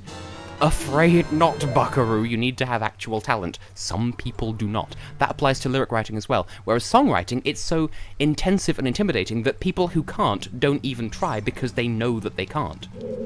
Does that make any sense? Kind of. First of all, you think I'm a good writer? Yeah. Case in point, Luna moon me up. Luna moon at me. Oh moon, I am disappointed Misty for I have moon. died. Misty Moon, I am your loon. Anyway, That song is so... Like, have you heard the karaoke version as well? Just because it's like ASMR nonsense lyrics. I still don't have light arrows. Hello. So- Some car just honked out of the window, and I'm just like, hello. I don't know you, but hi. So here's the deal, though. If people have the ability to write music, and I don't mind collaborating on lyrics, but like, I want to write songs for Eurovision. That is a thing I would like to do with my talent, but I can't write music to save my life. So if someone is able to write good music, then, you know, hit me up. Let's do a thing. Let's put my money where my mouth is and do a good Eurovision. I've only ever written like a song once, and that was mainly because I had to for a music GCSE project, and like the whole music class had to perform because there was only 7 of us. We like worked together as like a group, and because I couldn't play an instrument, I couldn't work on the music. So me being a singer, I worked on the lyrics. And I like to think I did a pretty good job. I suspect you probably did. By the way... If only I had, like, video evidence of that performance, though, because that would have been amazing. There probably is somewhere. This isn't really meant to be a video guide, but if you're playing Master Quest, fall in that hole before you push any of the blocks around. Because there is a silver rupee down there. Just not in this version. A silver poopy? A poopy rupee. Poopy rupee. Cool. Well, I feel like I would have to still review it, but then, like, it would be special circumstances. Like, I would have to explain in the video, right, I'm reviewing this song, but it is my own song, so bear that in mind. Like, I'd have to explain, it might get, like, not preferential treatment, but, like, I'd have to treat it differently. Like, I'd say, oh, I can't give a personal score because it is my own song, or something like that. I mean, if it was a collaborative effort with someone else, then I'd be more at ease. Like, if it's not just 100% me, then I would still be able to give my inside thoughts on it. The only other thing is, if I were competing at Eurovision, I'd be more worried about reviewing the other songs, because if I say anything negative about any of the competition at all, even if it's just a what I personally don't like, but you can still like if you want, people will choose, like, to view that as sour grapes. I see your point there. Like, you made some interesting points there, Tess. But if you look at it on a map... throwing that back.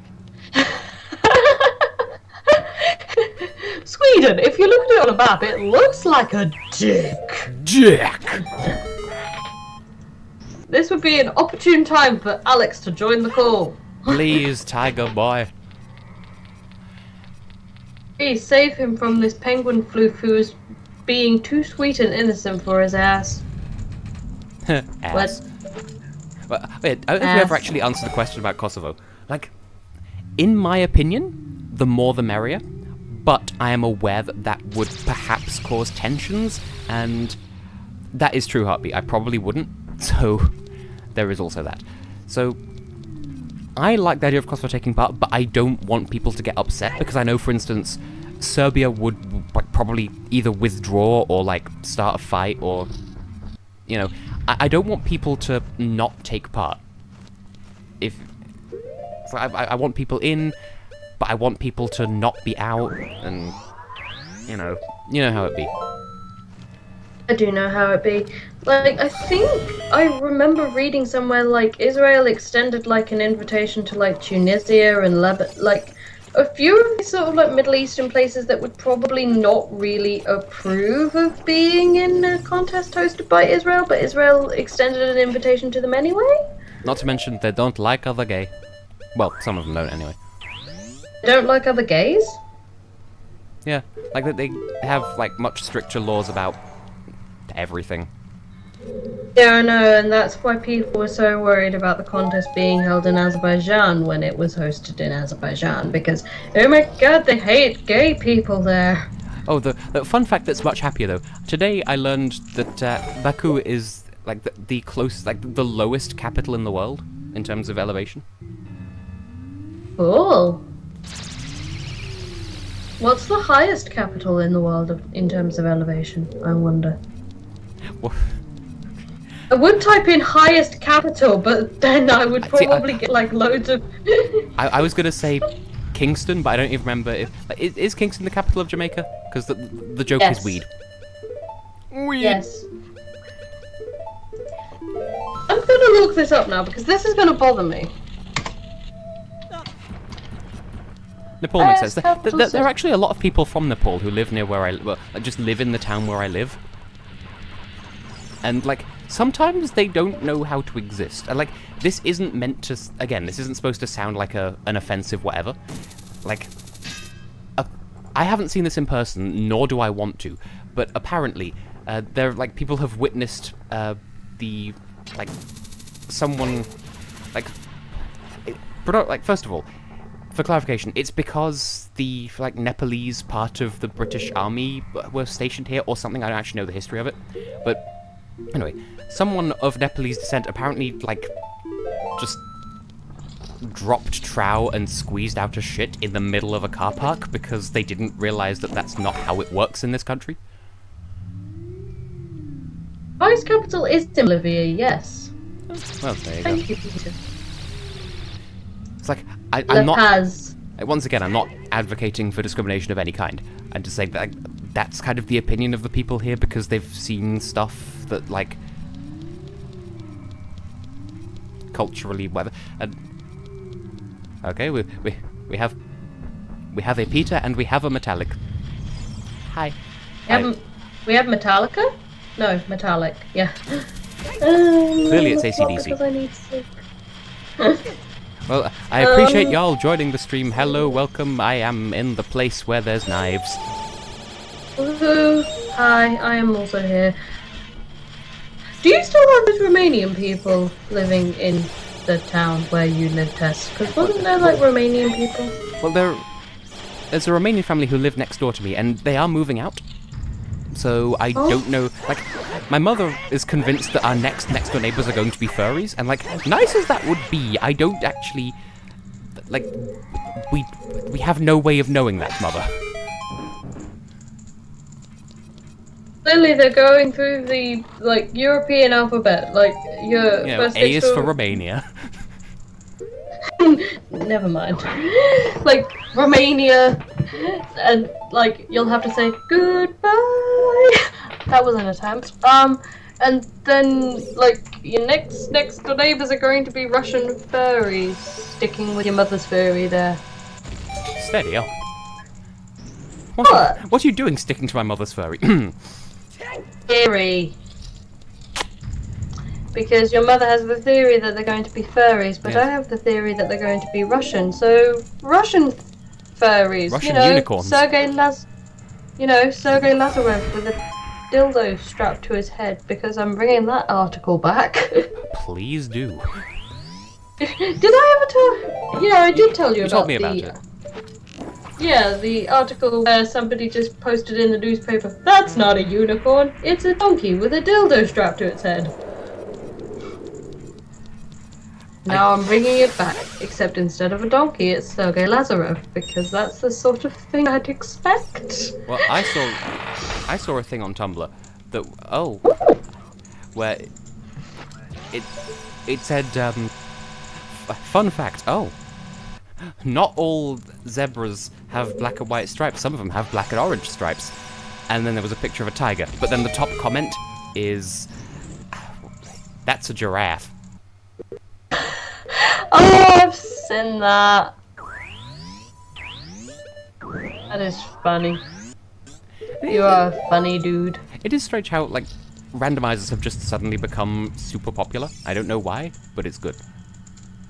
I don't know how there could be a Mega Man randomizer, but then again, I know nothing about the Mega Man franchise. I've never taken interest in it, but I'm glad that there are randomizers, because, like, I was thinking earlier today, what other games could even be randomized? Because there's the Zelda series, there's a Metroid series, and there are a couple of crossovers as well, where they randomize, they randomize two games in one, like there's A Link to the Past and Super Metroid, both randomized together, so, like, there are some doors where you'll go through them and you'll end up in the other game, and items from one game appear in the other, and are you giggling at that, or at being shipped with Sergei Lazarev?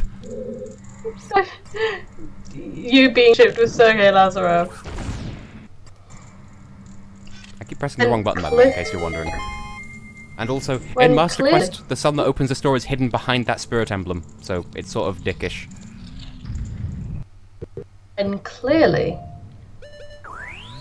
Philly G got turned into a cat by Vladimir Putin, and the only way to break this curse is for Laura and Alex, the secret agents, to get Conchita Wurst to kiss Vladimir Putin. Meanwhile, Tess and my sister Nikki are having a dance battle over who gets to fuck Subalter. Because that's a thing I remember. I remember that happening. It didn't happen in real life, though. I know it didn't happen in real life, it's just a thing I remember us discussing at one point in time, and, like, I know I wasn't with Fiji at the time. It was, the basic premise was boyfriend gets turned into a cat by Putin, and only way to break curse is for Putin to kiss first because of the, I think it was because of the whole drama that was going on with Russia after Conchita won Eurovision that year. I think that's what inspired us to poop.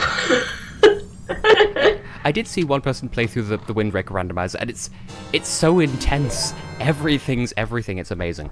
And there was someone who I think wanted to randomize the Wind Waker and I think one of the Metroid Prime games, but there isn't any way of making the two games interact like there is with A Link to the Past or Super Metroid. And the point is, randomizers are cool. I'm not entirely sure how this randomizer works exactly. Does it just like randomize? It's because of clever coding. Like what happens? Like, do you just do random point? Like, do you just do the game but out of order, or what? Like, you put the game through this program that shuffles all of the items and also removes some of the cutscenes to make it flow a bit better, and it puts the items in weird places, and it makes sure that the game is not unbeatable. So, like, it'll never put like, I don't know. It'll never put a key to a door behind the door it unlocks, for instance. It'll never be impossible to beat. And you can set it so that it'll only do that with things that you, absolutely... Like, what am I trying to say? You can set it so that only items required for 100% are definitely gettable. But I wanted to get I'm not going to go out of my way to get every single item, but I wanted to get as many items as possible, which has proven fruitful because I have Nehru's Love and the ice arrows and... I fell. I made like France and fell again. You know, when you're flying over Paris and you shit yourself.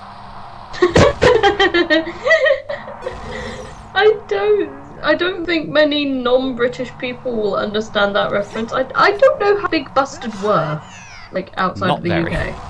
Well, I say that. Clearly not. They were children who were children of children. Their grandchildren. Cause I've been to the year 3000. Not much has changed, but they they live underwater. live underwater. And your great-great-great-granddaughter is pretty fine. Thing is, unless there was some like massive spike in technology, your great-great-great-granddaughter wouldn't exist in the year 3000. That's still like too soon or something, or too. The timing doesn't work out. But fun fact: when I first heard that song many years ago, I misheard it as not much has changed, but they live on new water. Like they don't eat, they only drink, and they don't drink regular water. They drink new water. It was reinvented.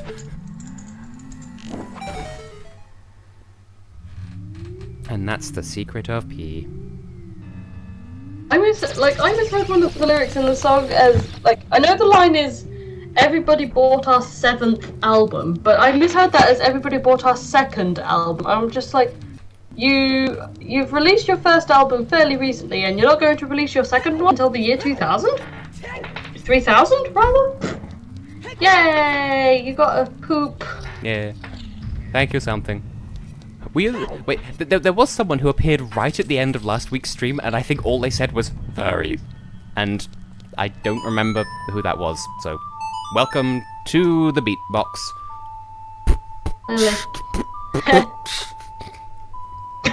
I'm cool, I swear.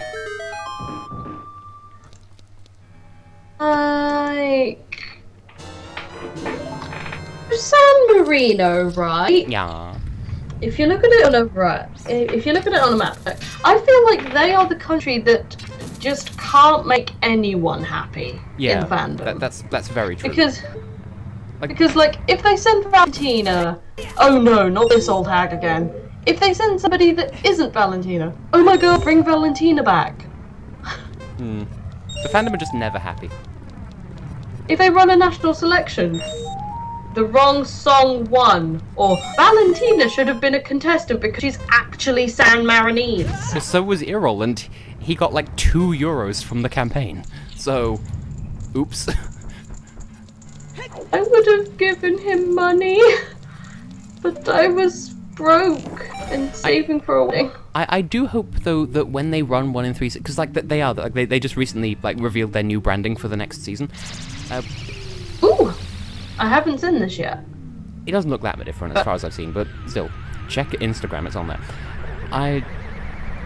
I hope that they've learned from the first year, because it does seem just a little bit, like, not excellent that when they were doing the preliminary round of, like, when they're doing the like, voting through donating thing, it does seem a little bit unfair that anyone who crosses the limit just automatically gets maximum points, because that's not quite right, though. Because surely the order that you cross the threshold in should count for something, and I forget where the secret hole is. Because, like, for instance, Sarah de Blue, like, definitely crossed the donation threshold before anyone else, like, easily. And it seems a bit unfair that she didn't get, like, the appropriate recognition for that. Because it's, like, the fact that there was a donating limit meant that, like, if there wasn't a donating limit, then she would have crossed the threshold and just kept going and, like, would have won. So, like, I can't articulate it, but you see why it's kind of unfair? Yeah, like, I mean, that just gives more, like, reason to vote, like, to give money to, like, obvious fan favorites and stuff. It's like, I mean, my favorite was Irol, but I kind of realized that there wasn't really much hope in him winning, but he was good, and I don't understand why he pulled out of Who We Are. Because he was originally... He said it sounded too pop. It didn't suit his image, which is kind of a little bit selfish, but whatever. But having listened to some of his other songs, they don't sound overly... They don't sound overly rappy. I know there's one where he just kind of bumbles around an airport for a while. Yeah.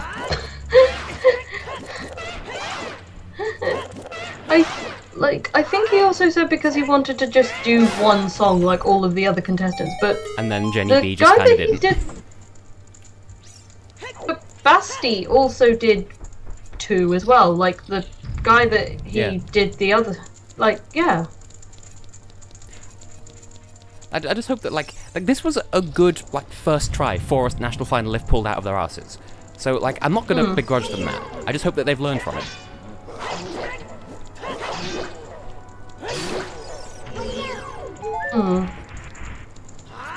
Is everyone enjoying the stream, by the way?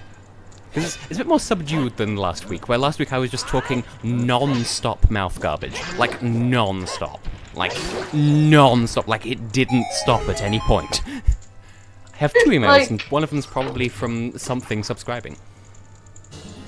Yay. I'm here to keep the sanity and, like, I'm See, probably boring people. See, I'm boring people! Why can't Alex be here to give the stream, quote, a touch of the sexy? Wow, I'm just hoping Philly G comes home soon. Well, he's in the middle of a game of piss baseball, what do you expect? 3 hours, Tess! It's an intensive game. He needs to build up the pee and then use it. And if he runs out of pee mid-game, someone else needs to tag in while he goes and restocks his pee. Ah, yes, because, well, now I've just got this image of... Ah, fair enough, Ben. Oh yeah, it's Australia in the morning. It's Australia! Australia is the morning! 97.1.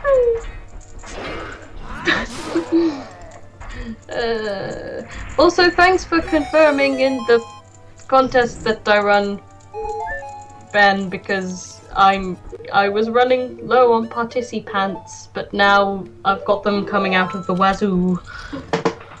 Better than them coming out of the vagoo. You're giving birth to participants. I don't even know what to do with so many participants now. Did some carbon-based life form just say, vagoo? Vagoo. Vagoo? Yes. Why does that keep on reminding me of we should take a Lively Planet trip to Japan?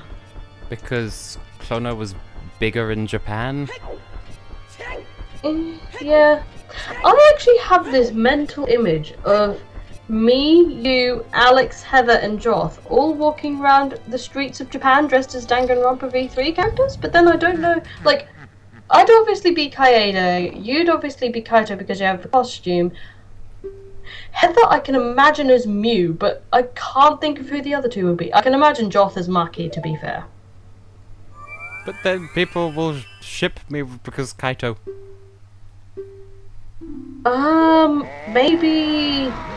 Maybe Alex should go as Maki, and then Joth as Kokichi?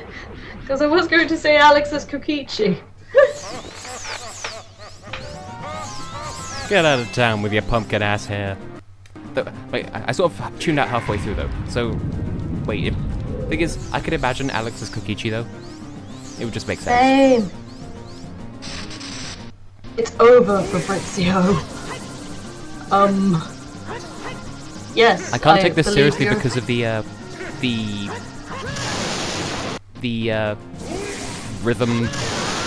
rhythm video that I did. Yeah. Which I watched that just recently. It was my mother's first time seeing it, even though it's been out for like a year. Because I put it on my 21st birthday, and that was her first time seeing it. How was your birthday anyway? Did you actually do anything in the end? We went to an Italian restaurant. Oh, cool and good. I think it's one I've been to, because I remember your family taking us out to an Italian restaurant at one point. Like, out in Farnborough, or close by to... I think. Unless I'm misremembering.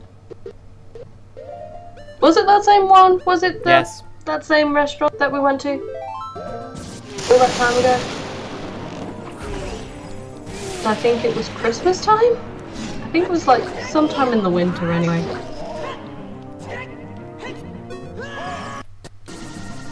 Speaking of winter, it's soon going to be the Crimble time, and I don't know what to get Tess. Yes, you do. Oh yeah, I was going to get him that Monokuma hoodie. I was actually going to get him a Monokuma plush, but then he got that at the gaming convention. So then I thought, do they do Monokuma hoodies? And lo and behold, they do. I thought they would do like a fluffy Monokuma hoodie. This is seriously hoodie, starting to piss me off now. Oh, sorry. Now keep talking. You're in the middle of a story. You were full flow. Keep peeing. It's just... This isn't easy to do on keyboard, so it's making me do badly. Like, I've reloaded the same state like 7 times.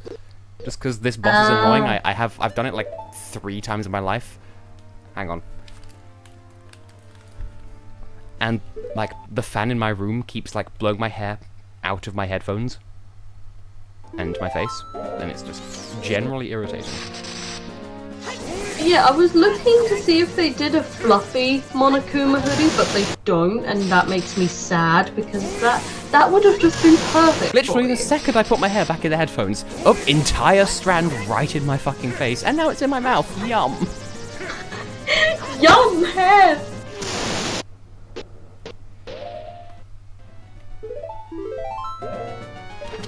Carry on. You're looking for a fluffy. Fluffy Monokuma hoodie. But there just doesn't seem to be one. Sad.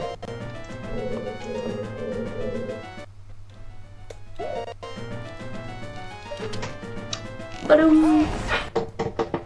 Keyboard controls, they're fun. No, they're not. I'm not gonna let this go. You will give me my clean shot. You will give me an egg. Tess is an egg.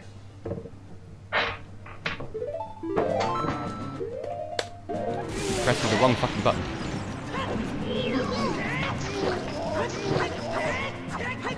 I love getting exactly 2 hits in.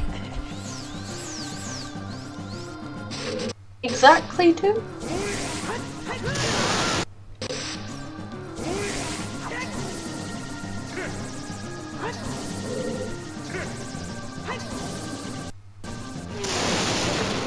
Ooh! Yes? Who's peeing?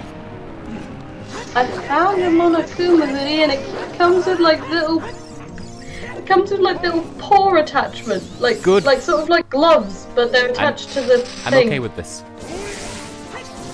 I can't remember if you're a medium or a large. I mean, probably either, to be fair. Like, I feel tempted to get it, but at the same time, there's only 5 in stock of the medium and 3 of the large, so... And now we must descend. What? Why is it categorized under fancy dress? Because poo-hoo-hoo. Ah, good, Poo-hoo. rupees. Rupees, exactly what I need right now.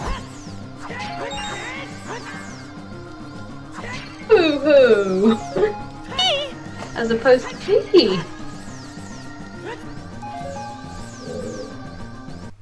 Also, Alex still isn't here. He has failed me as a mortal.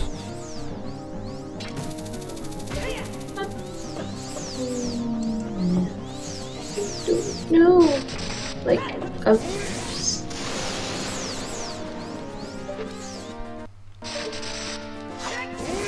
I've stayed for the entire length of the stream so far, and They're doing what he did in all the previous streams. I'm getting a little bit worried about where Philly G is, but I'm sure. I'll trust that he's fine. It's just piss baseball. He's gonna be okay, right?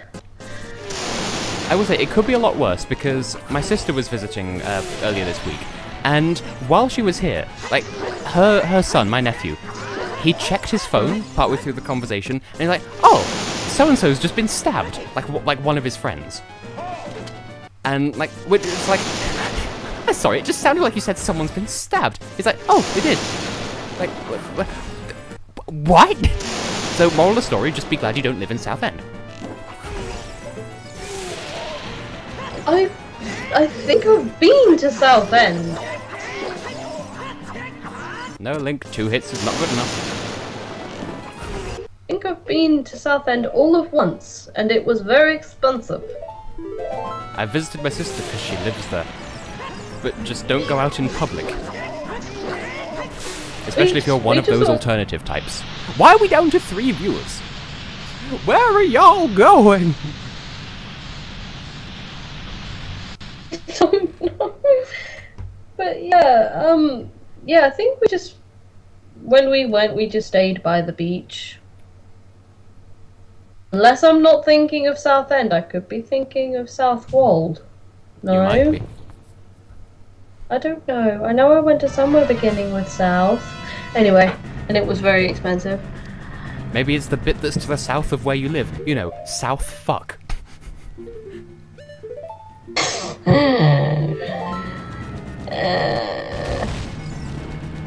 I'm just going to stay in this conversation because Tess is stopping me from having a panic attack at the moment. Everything's fine. Stop being so worryful about the pank. You know, it's like the pancake, but it doesn't hurt. It's just a pank. The pank does not ache. I've just got to remember. I'm just thinking, Laura, it's a Wednesday night. Who goes out on a Wednesday night? It's Mr. Meatball. Like, to like the 10 or 11 pubs that are in the town where you live. Because basically, you could more than easily do a pub crawl in this town alone. Tristan's here, yay! Tristan's still here, he loves us, I'm sure. Well, he loves you anyway. It's true, and I'm okay with this.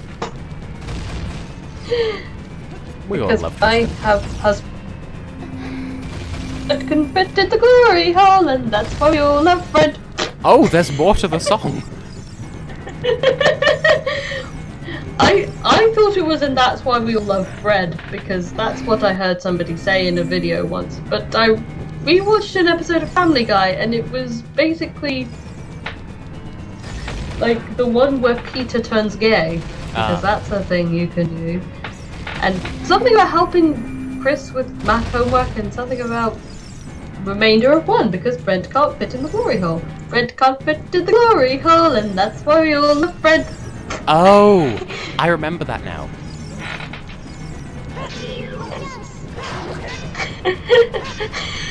Now I've just got that stuck in my head. See, I do give Family Guy a lot of shit, and rightfully so, because it does a lot of things not good, and it's very, very racist to British people. But, Yes. that being said, it does also have its moments, like, men, we don't know what we did. What we did. It's true. Yeah. But you are not man. What am I then? Implying that Tess is a woman. No. I am Lion Man. I am Lion Man. No, I am Penguin. I am Lion, hear me mew. Me. See, whenever you say... Go on. Whenever you say mew, I don't know whether you're going like mew, like a cat, or whether you're just trying to summon Mew Iruma. Why not both? 2 to the 1 to the 1 to the 3. Shit, this is gonna be fucking easy. Kasploosh, just the tip is fine. I'm feeling extra sensitive like these big boobs of mine. Does Philly G know what he did? Of course Philly G knows, like, he knows, like, most of the time. Except, like, on honeymoon, right, he obviously took advantage of the all-inclusive. That's not even Because euphemism. alcohol is free on all-inclusive. And he had a bit too much to drink, and then we went to bed, and then he woke up at like 2 in the morning and said, and I quote, "Do you have to be Spanish to go in the swimming pool?" That's beautiful. Unicorn. The things that The things that come out of Philly G's mouth when he's had a bit too much to drink.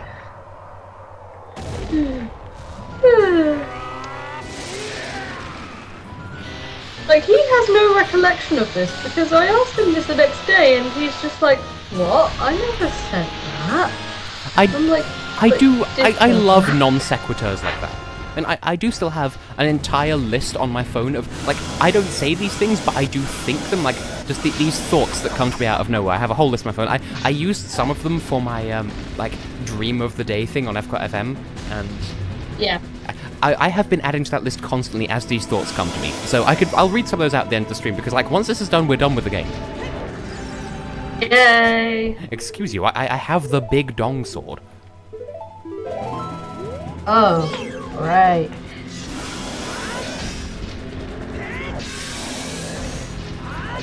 Allow me to spank you. Please, Ganon, let me deliver a spanky bum bum. Which is kind of a reference. Spanish only swimming pool. Although I do remember, like, for years, whenever I went to this place with my family, they always served the Spanish people first, and then they'd get around to serving the English. But when Billy G and I went there for honeymoon, we didn't have a problem. We didn't have that problem. Like, we just got served instantly. Well, just never try taking a taxi in Morocco, because they might look at you and be like, no, get out the car. And you're like, why? And they'll be like, because you're white. I'm like, oh. I guess that's not illegal here. Have you actually been to Morocco then? I haven't, my father has. And from what he's told me, it's not great. Like, not in terms of hygiene or in terms of racism. It's just kind of, like, I didn't want to go anyway, and now I want to go even less. Nothing personal. Teleports behind you. Nothing personal, Ganon. But yeah. I'm not sure how, like, obviously I want Morocco to come back to Eurovision at some point, but at the same time, there's certain people in a certain fandom that want a certain Swedish singer to represent Morocco if they ever return. Remind? The Rain. Oh yeah, the obvious one. Also, I'm just paying no attention to my health, by the way. Just like in real life, I mean, what? Same! We're depressed millennials! I was born in 94. Honey, you're a millennial. Millennials are 2 generations wide. It's Generation Y and Generation Z. You're Generation Y, just like me. Now I'm just reminded of an only Skype thing. I'm as straight as the Master Sword. Pancake, you're as straight as an iPhone 6. That's funny because iPhone 6 has got all bendy and shit. I believe... Was that Yuki or Alex? Yuki! Oh. Because Alex is definitely as straight as an iPhone 6. He just doesn't want to admit it. I mean, I'm as straight as an iPhone 6. What is straight at this point in time? I need to blow him! That is true because not even rulers are straight. Ah, the fun you can have with a ruler and the NHS website. What? Well, that's how I know about the maths. You know, the maths. I had fun with maths. To the tune of 2 inches bigger. Yum. Anyway, fun. So, in order to beat Ganon, so you take your penis. Funny enough, that is actually a reference. So I don't remember who it was, but there's someone who was either streaming or Let's Playing Action 52, and they got to the game entitled Dead Ant, and they were trying to explain how the game works, but they, like, in-game, they died halfway through their first sentence of explanation, so they got as far as, okay, Dead Ant, so you take your penis. And I tried looking that video up, and I can't find it. In the same vein as poop. Poop. Okay, so I'm looking at this thing that somebody's posted on Facebook in the Eurovision fandom, and it's just basically like lists of cities and stadiums and if they're and like what makes them suitable for like hosting the contest and stuff. I've noticed that Like, the section that just says accommodation or rooms, like, the entire thing just says lots. Like, how much accommodation do you have? Lots! Like, that doesn't help anything.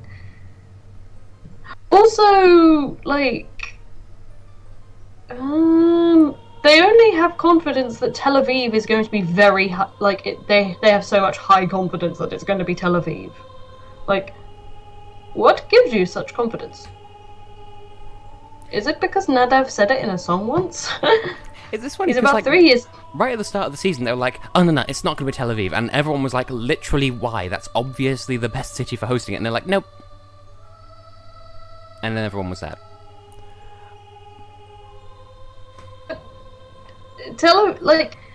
Jerusalem or Tel Aviv makes the most sense. Plus, they're the only ones that most people have heard of. Yeah, like, I mean, Iliad, I don't even know if I've pronounced that correctly, but that one at, like, the very, very bottom, like, that's miles away from the airport. So, yeah. Like, there's going to be one nearby that's going to open early 2019, and I'm just like, okay, but how are people going to get there?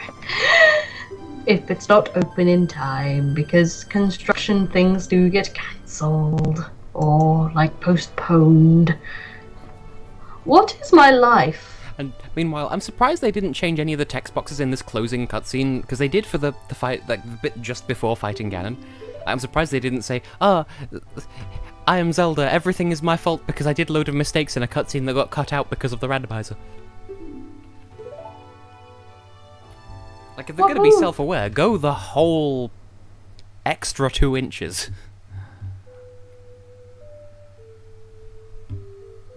So you take your penis. Don't take your penis. Instead, you must take a dump upon the toilet. Don't forget Don't to flush. forget to flush. Use some bleach to finish up, and the toilet brush. Ba-dum-bum-bum.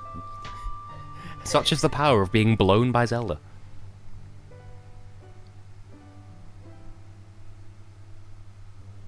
You know, that this does mean, then, that even though Alex was on these streams from start to finish for the first 3 weeks, he missed this one, so, like, he was so close to perfect attendance, and then he pissed himself on the final stream, which means that he's the only one without perfect attendance apart from Heather, who has a reverse queen sweep in that regard. I don't know if I have perfect attendance either. Well, you were here every week. Quad's yeah, on! I just had to go to bed at some points. Well, we're ending and almost nobody is watching, but at least we have Tristan, and we have me, and we have you, and we have the stream title, Mr. Rando, bring me a meme, bum bum bum bum, make him the cutest man card or hook hand. What? Poop? Poop? And hopefully Philly G will come home soon. I'm getting kind of concerned. Well, It's been about 4. don't sad. I'm not sad, I'm just a bit concerned, because it's been about 4 hours since he left. Oh, we'll be fine.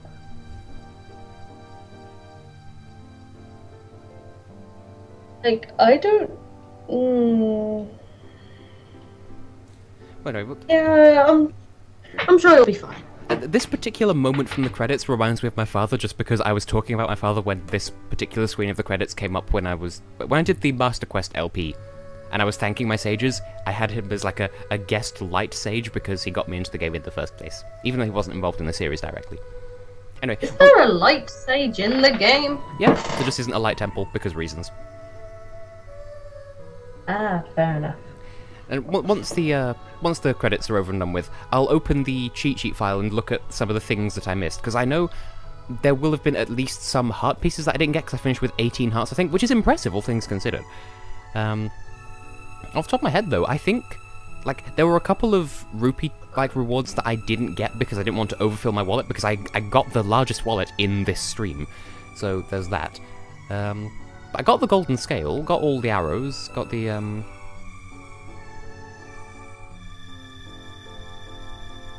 Well, I am constantly available in every flavor of ways, Tristan.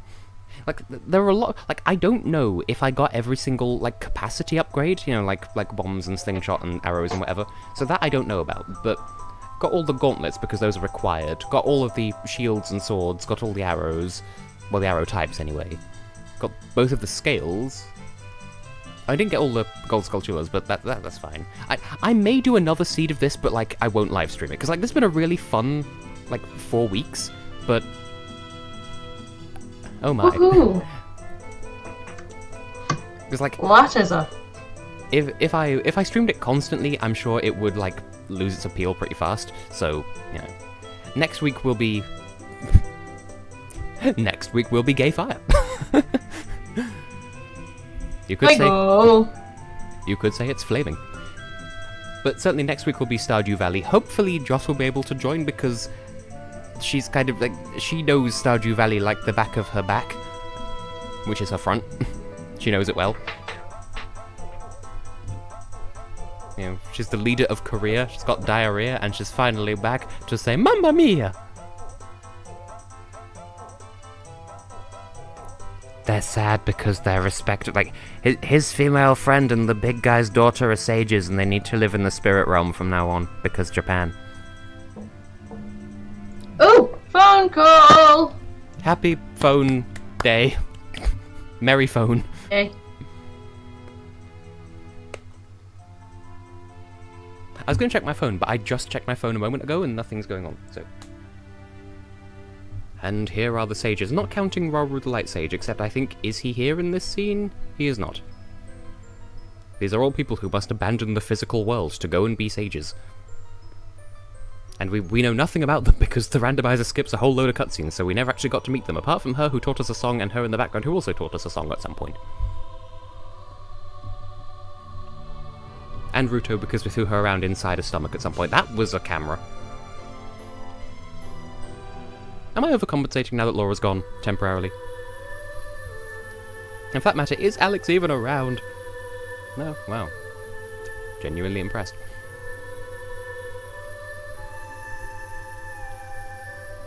Fabrizio the Fabulous. The last time he will ever appear on a livestream of mine, maybe. Clearly we want Fabrizio for Smash, even though I don't care about Smash Brothers. It's just not a franchise I care about, and the internet can fight me. I suppose it's a good thing that this stream isn't quite as long as the previous ones, because I do need to work on the next Patreon script, bearing in mind that video is supposed to go up on Friday. Like, just to get too real for a second, I feel like I've just been worse at life lately, just in terms of protecting my mental health. Oh, Tristan, you're too hard on yourself. But yes, I feel like I've become terrible at life lately. I've become terrible at life. You see, as I said, we're depressed millennials. Ding dong. Ding dong bing bong. A sword has been discovered! The thing I was going to say earlier... But yes... is, before I started the stream... I mean, this probably won't mean anything to anyone watching at all, but I was working on the answer key to the 5th trial of Chaos Potentia Est. And that's going to be fun. Like, I'm only a couple of things deep into it, you know, like non-stop debate, multiple choice question, etc, etc. Like, I'm only a couple of answers in with it, but I can tell it's going to be fun. I think, at the moment, the skeleton script is 45 actions long. Chapter 4 is 42. Chapter 1 is like 27. So that should just give you some scale for how long these trials are. So I look forward to being able to do something with them. I'd like to voice act at least one of them. This is good. This is a fine thing for the screen to be doing. And then just The Legend of Zelda Ocarina of Time, like it's proud of that glitch at the top. Okay, I'll happily voice act in Chaos Potentia Est. Good, because you are in it. Well, I mean, well, obviously. But, if you do need any spare voice actors, I could see if I can get Philly G to help out, but I'd have... I mean, I could supersize the text on the screen in Word, it's fine. because like he has difficulty reading unless it's like not like ridiculously huge, but like big enough to, yeah. Fair enough. And in case anyone is remotely curious, just for the sake of anyone who's watching the stream, the seed is 475832881. Rainbow Bridge requirement: medallions, open forest, yes. Open door of time, yes. Fast Ganon's castle, no. All locations accessible, yes. Maps and compasses in dungeons, yes. Randomizer version 2.0.0, in case anyone wanted to replay exactly this seed. Now, I'm just going to be, like, at the moment I've got the cheat sheet open just to have a look, just to see what I may have missed, so I would say talk amongst yourselves, but I am myselves, so... Huh. I'm here. I'm still here. I exist. I'm getting some sort of major Being all flashbacks just by Montenegro. looking at, like, the 4 chests in Mido's house, the Deku Shield, a piece of heart, an ice trap, and the bow. Ah, the memories from a couple of weeks ago. Well,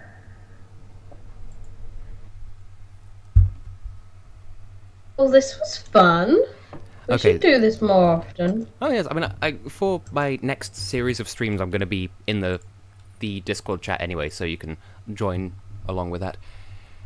Okay, Okay. so just looking at some of the stuff that I missed. The horseback archery minigame in Gerudo Valley, in case anyone cares, that was a bundle of arrows, so it's a good thing I didn't stress out over that.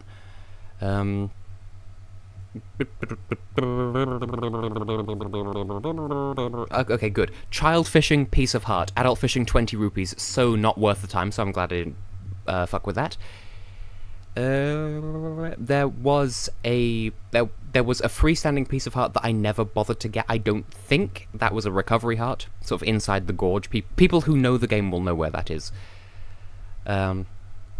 It is ending just like Jothapi. I'm just looking through the cheat sheet at the moment just to see what I'm missing. Oh, that's the point. In the very end of the Gerudo training grounds, because I never actually went back there.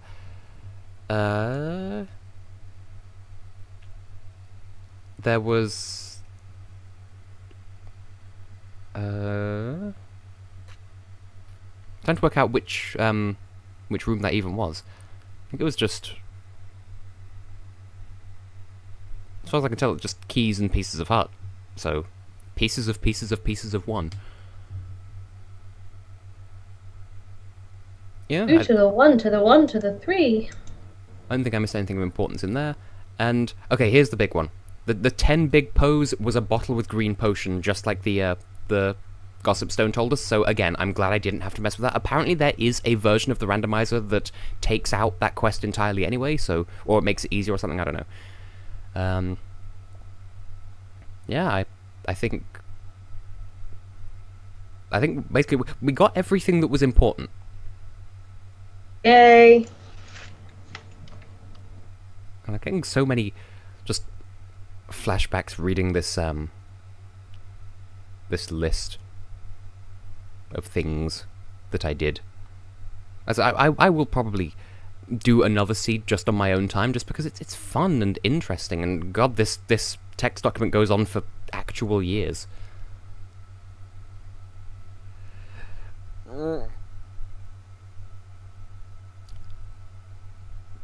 I have the pieces in my head to solve the pieces of 7, but they're not coming together. So something about 8, Polly, Parrot, Buccaneer. There's a pun incoming, and we are all never going to be ready for it. Oh, and like half of this text document is just the recommended order of playthrough. So that's cool and good. So, yeah. I got everything that was important, including the optional magics, which I'm really happy about. But, I did say we were never going to be ready for that punchline. So, yeah, that's everything. That's everything random Zelda. Woohoo!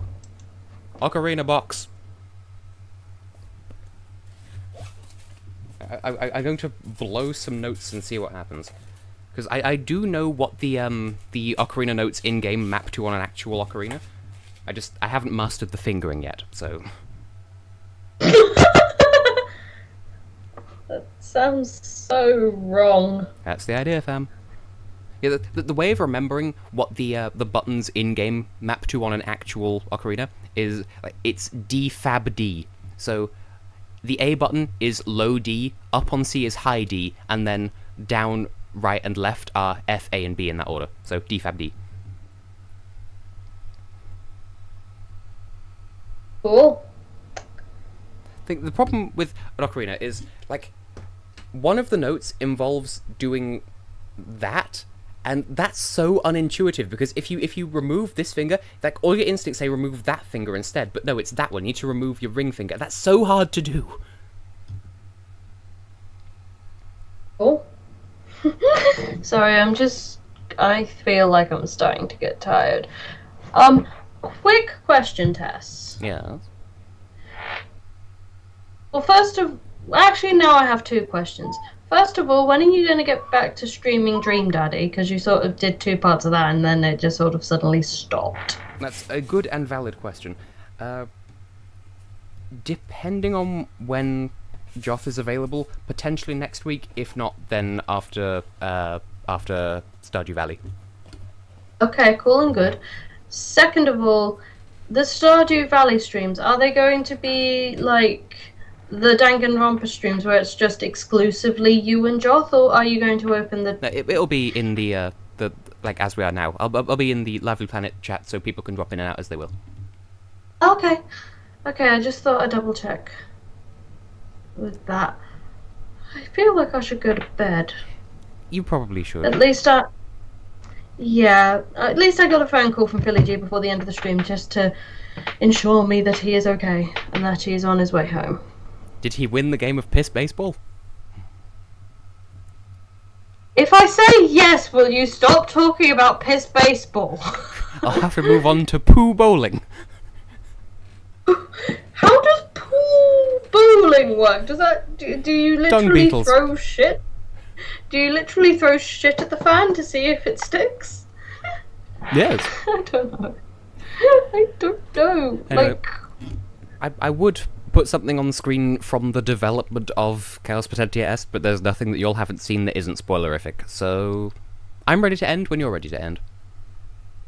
well, I mean, I could try drawing like concept art for my character, but I'm not the best at drawing. But I'll give it an attempt anyway. I mean, I'm ready to if end. it's something that I can then pass on to whoever I end up commissioning for the actual sprite work, I'm sure that would make their life easier because it'd be a good point of reference. Which reminds me.